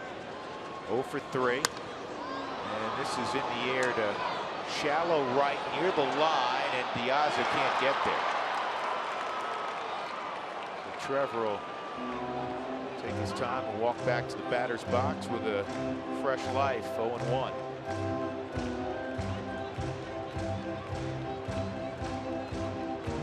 Rockies trailed 3-1. Cargo went deep to make it 3-2 last inning, and then the 2-run pinch hit home run by Ryan Rayburn. And we had discussed this earlier, Huey. We're talking about how the Rockies are really playing good team offense, not just sitting back and waiting for the the big fly. And they're doing it on the road, certainly, and they're doing it at home. In that, coming into the ball game, in 5 games on the homestand, 3 victories, just 2 home runs hit, and it was in the same game. It was Wednesday in the 8-7 victory over Arizona. So they're finding other ways to score. Today, they've used the long ball. And this ball driven to the gap in right center field. This is going to touch down, and Story's got extra bases. In fact, he may get 3 out of this. He will, easily. 2-out triple for Trevor Story, his 4th of the year. Among the total base leaders in the National League. And where does he go with it? Right center field. Kicked away from Cespedes. Caused him to have to go chase it down. Stays on the slider to have to take the top hand off the bat to create some greater length with the barrel. And hits off the wall. Cespedes, by the time he corrals it, Trevor easily into third base. 93 total bases for Trevor. That he and Nolan are tied for first. Here's the RBI magnet, Nolan Arenado. He takes a strike. Trevor goes into first in the National League in triples with 4, and he's tied with Nolan among the total base leaders in the NL. Typically, Nolan has like the 6th sense to that. He says, okay, I got to move ahead. That would be a nice time. That's also a strike, 0-2. Nolan today found out to first, to a ground ball to short, and a fly ball to shallow right. So he's due. It would be nice to get that 5th run.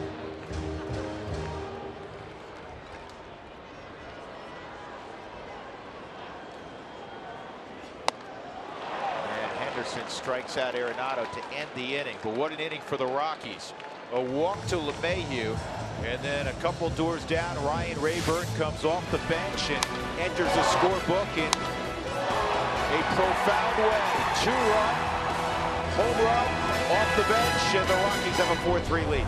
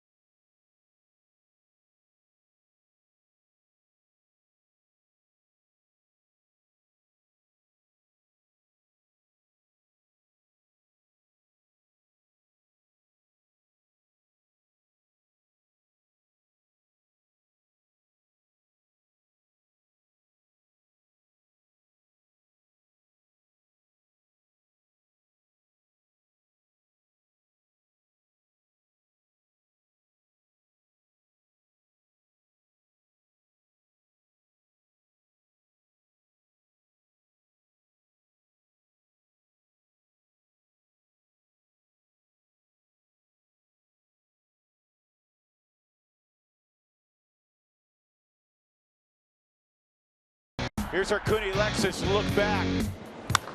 Jonas Cespedes gave the Mets a 1-run lead on an 0-2 pitch going yard against Tyler Chatwood in the 2nd inning. It was 3-1 when Cargo came up. He doubled earlier in the ball game, and he went to dead central to make it 3-2. And then a few moments ago, the man aboard, Ryan Rayburn, with his 6th career pinch hit home run. He victimizes Jim Henderson on a 2-0 count. And the Rockies, with that one swing, move from a 1-run deficit to a 1-run advantage. And we go to the top of the 8th inning. It's Asdrubal Cabrera, Michael Conforto, Yoenis Cespedes, 2, 3, and 4 in the Mets lineup. It'll be Boone Logan for 2 hitters. And then, in all likelihood, the Rockies will turn to Scott Oberg against Cespedes. And you say, well, Oberg hasn't been pitching on the plus side. Carlos Estevez is down today. He's pitched the last 2 days, so he's not available.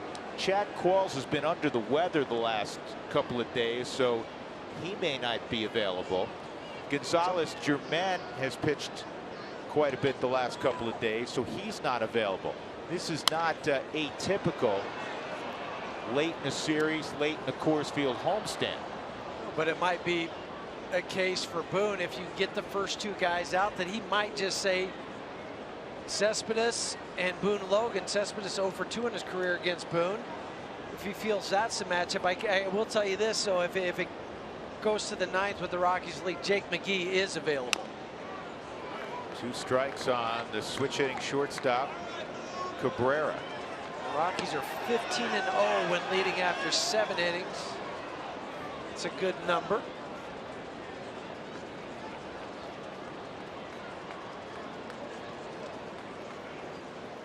Now the bullpen's been very good in this series against the Mets.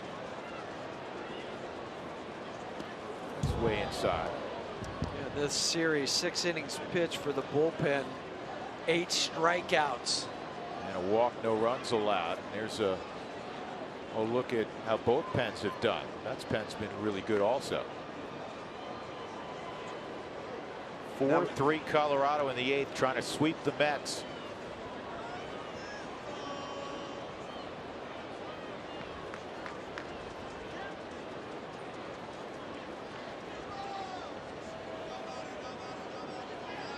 One, 2. Got him. He went. Really? Larry Davis didn't agree. I'm shocked at that one. A lot of body went in the swing. Still will argue that's the toughest call for a third base or first base umpire to make.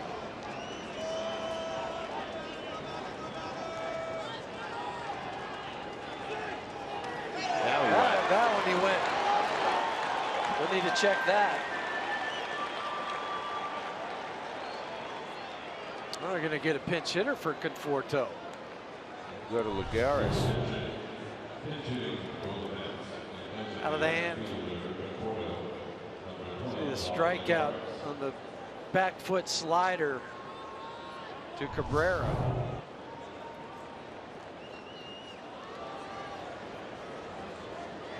Juan Lagares pinch hit in the game yesterday and had a base hit. That was in the 6th inning.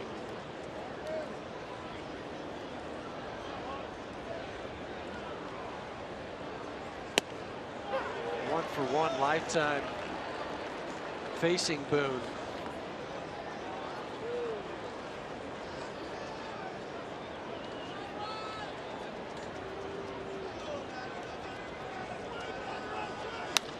Line drive to left, and Parra is going to have to play it off the wall, and Lagares is into second with a double.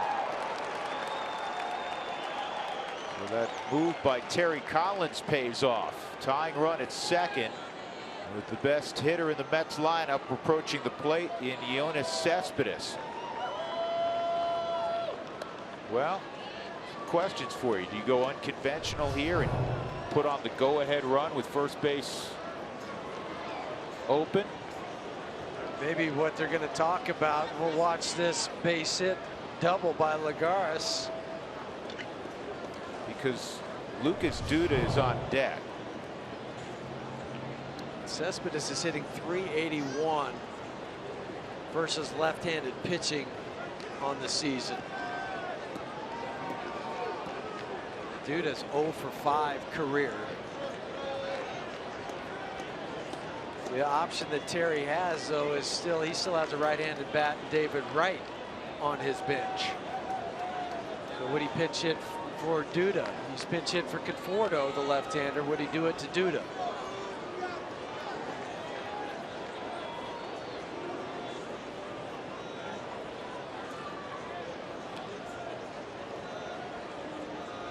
You know, defensively, he put Campbell at Campbell first. at first, right at third.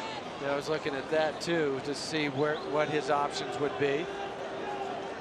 And that's what they're going to do. They're going to put Cespedes on. And you know what? It goes back to don't let the best hitter in their lineup beat you. And you set up the double play.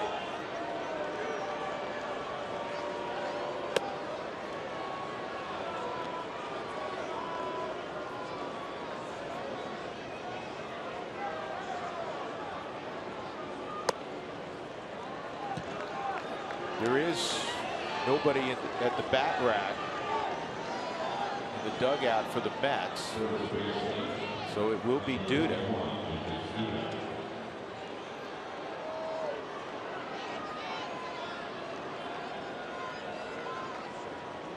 Two on, one out. That's a matchup that we witnessed in the 7th inning last night. Logan against Duda. Threw 2 sliders that he swung through and then froze him with a fastball to strike him out. Duda is 1 for 23 with a home run against lefties this year. He got the slider. It was in the dirt, 1-0.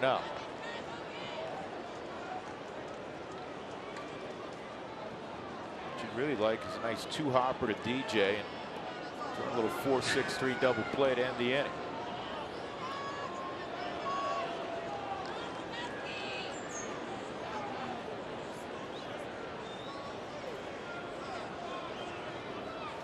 Look out.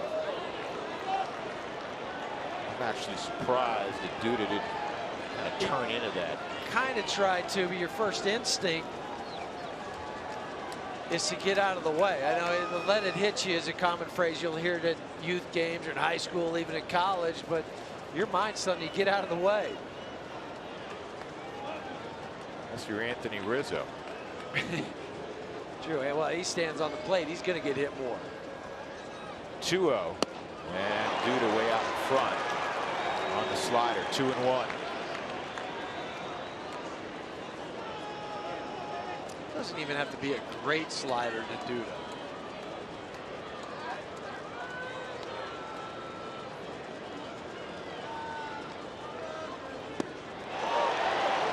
Although that one was.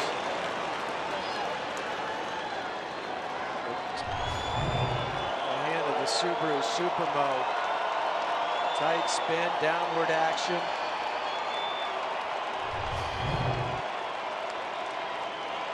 Two and 2 on Duda. You get a third slider.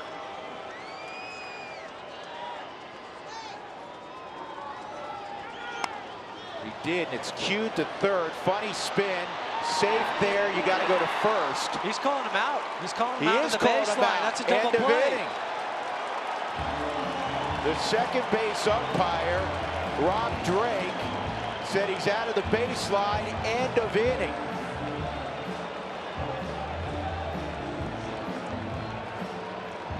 And the Rockies get off the field.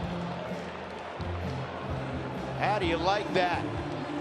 It's an unconventional double play. One you'll take anyhow. Any day of the week. And the Rockies maintain the 1-run advantage. Despite the 1-out double by Lagares. Here it is again. This thing was cued off the end of the bat. Not an easy play.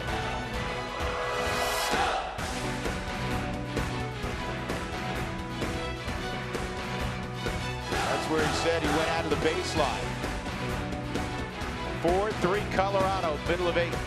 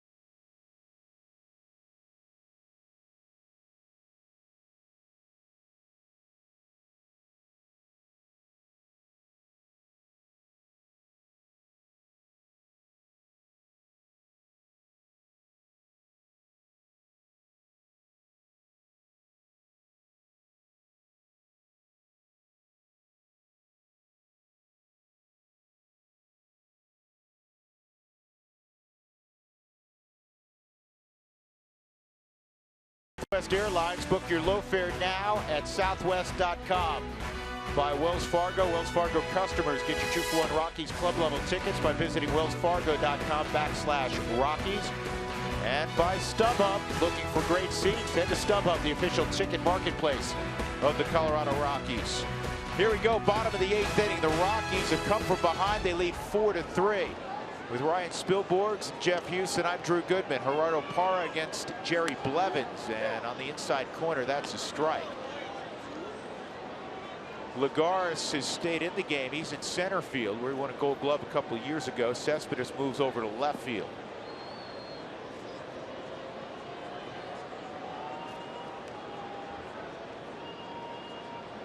Parr is 0 for 3.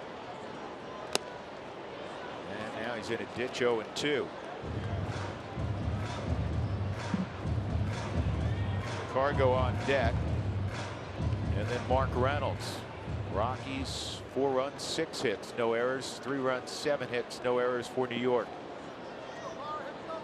Rockies won the first 2 in this 3-game set.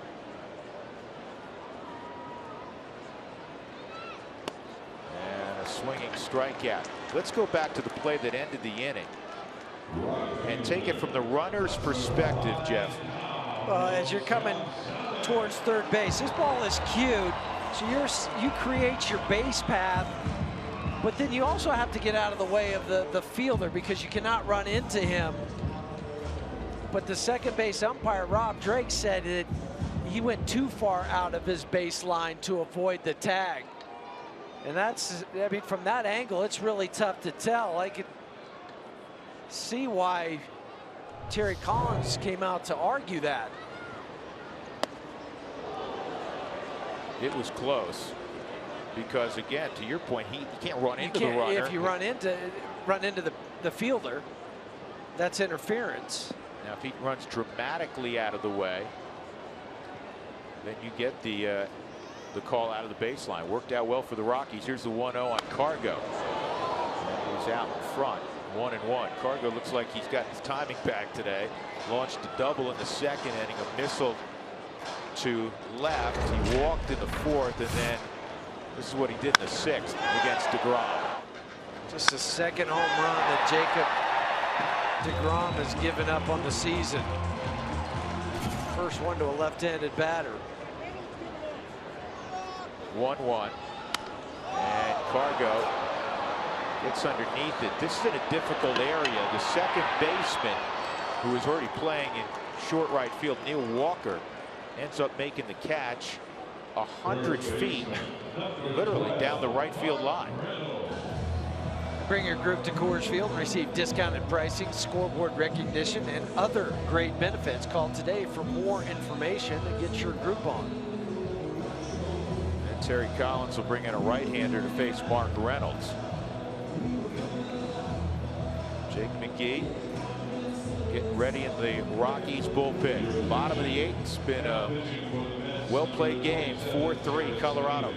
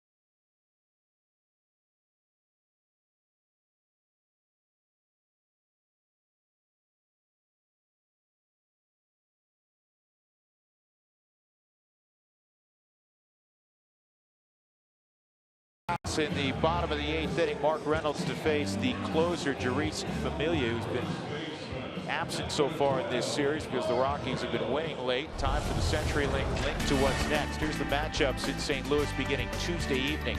Chris Russin against Jaime Garcia. Chad Bettis on Wednesday against Adam Wainwright. And then John Gray and Michael Wacha. That'll be quite a matchup on Thursday. Rockies will play 9 on the road. They'll go to Pittsburgh on the weekend and then off to Boston. So Familia, one of the top closers in the game, here in the 8th inning with 2 outs. And the first pitch is lined to right. And Diaz is there. So we'll go to the 9th. The Rockies looking for 3 more outs, trying to sweep the Mets. Jake McGee will have the baseball when we come back.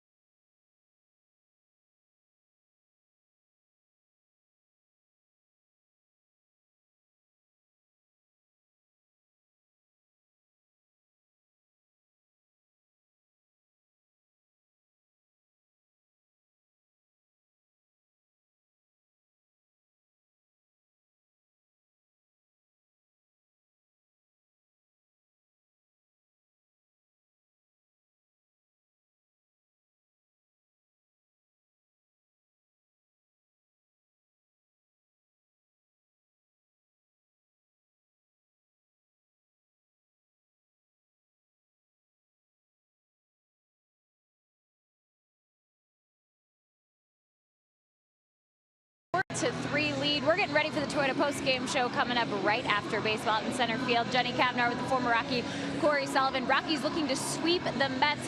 They could do that with 3 more outs. And how about Tyler Chatwood starting it off with a quality start for the first time at home? He threw the ball really well. He worked down in the zone great. Gave up a couple of runs, obviously, the Cespedes home run. But this offense, some timely hitting. 3rd time through seeing Jacob deGrom. There were some extended at-bats. 9 pitches by Charlie, 8 pitches by Trevor Story, and 12 pitches by DJ LeMahieu. Timely indeed. Now you hope that McGee is timely as well. Guys, we'll send it back to you to finish this one off. We'll see you right after the game.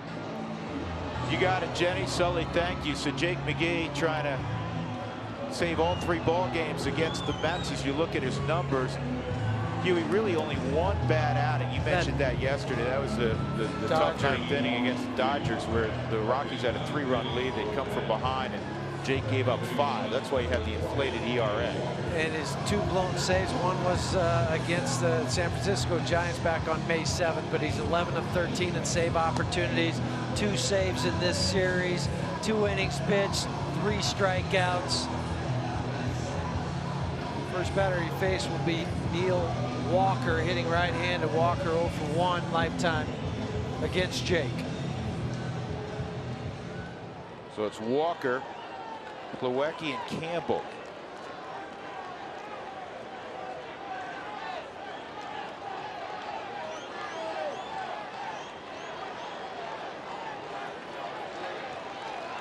Walker, 333 from the right side, 0 for 2 and a walk, 3 hits last night. 10 home runs on the season, and Walker pops up the first pitch. Easy play on the left side, calling his story, and Trevor makes the catch. 1 pitch, 1 out. Looking to come out to a game? There's always great Rockies ticket deals available. So bookmark Rockies.com/specials and check back throughout the season. I'll take a 3-pitch, 3-out save. Wherever it, and whatever it takes. Plawecki 1 for 3, a single back in the 4th. Yeah, well, okay. you got 2 so far. Charlie, call him off. And now Eric Campbell, the last hope for the Mets.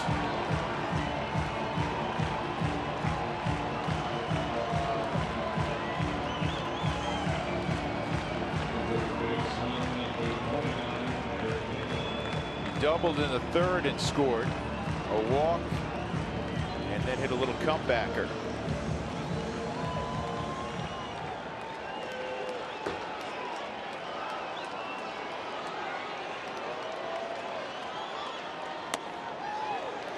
Takes ball one. He was taking the whole way. David Wright on deck if the inning gets extended to hit for Familia.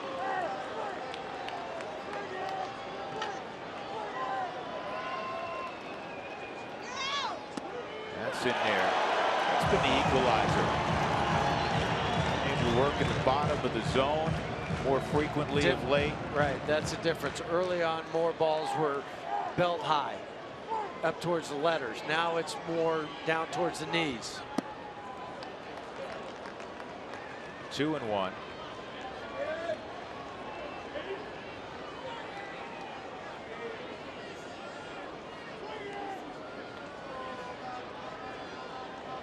Not only a healthy Ottavino, but Miguel Castro comes back. 2-1. And that's in the air to left, and Parr will have to take it on a pop. So Campbell reaches with 2 gone, and that will allow David Wright to come up. You're playing no doubles. You're up by a run, there's 2 outs. Yeah, you hate to give up that one in front of it, but the worst would be the one over your head where he's now in scoring position. Everybody does it. You play deeper, guard the lines. That allowed that looping single to fall in front of Gerardo. So David Wright started the first 2 games naturally at third base, and the first pitch is in there for a strike on Wright. Right, 5 strikeouts in the first 2 games of this series. He did have a couple hits last night, including a double. On the road, hitting just 194. That first pitch, that's where you want to pitch David Wright. Here's the 0-1 on the ground to short. This should do it. Little flip to second, and the Rockies have swept the Mets and completed a 4-2 homestand. They'll go out on the road above 500 at 19-18. A come from behind victory as Tyler Chatwood gets the victory. He's 5-3. Henderson takes the loss for New York, and for Jake McGee, he saved all 3 ball games in the series. He's got 12 saves already. And Ryan Rayburn's 2-run pinch hit home run, the difference in the ball game. Our Jimmy John's delivery of the game. Rayburn on a 2-0 pitch against Jim Henderson. Leaves the yard, his second pinch hit home run of the year, 6th of his career as he goes out to right center field. This is as gratifying a win as the Rockies have had this year. In come from behind fashion with Jacob deGrom dealing on the hill. So the Rockies, after losing 7 straight, Huey, at home, and everybody's saying, what's the matter with the club at 20th and Blake? They've now won 4 in a row. And kudos to Tyler Chatwood for getting his first victory this year at Coors Field. Bring out the brooms, a sweet 4-game now win streak, and a day off before you start the road trip. And a sweep of the defending National League champs. All's well on a Sunday afternoon at Coors Field in the shortest game of the year, 2 hours, 32 minutes. The Rockies over the Mets 4-3, and with that, we go to our center field set. Jenny, you got a lot to talk about, you and Sully. That we do. Very exciting. 4-2 on the homestand. The Rockies hit the road as winners. That's a big deal. Not just that, they swept a good team in the New York Mets, NL champs from last year. Great game of baseball tonight. That it was. We will be right back to wrap it up.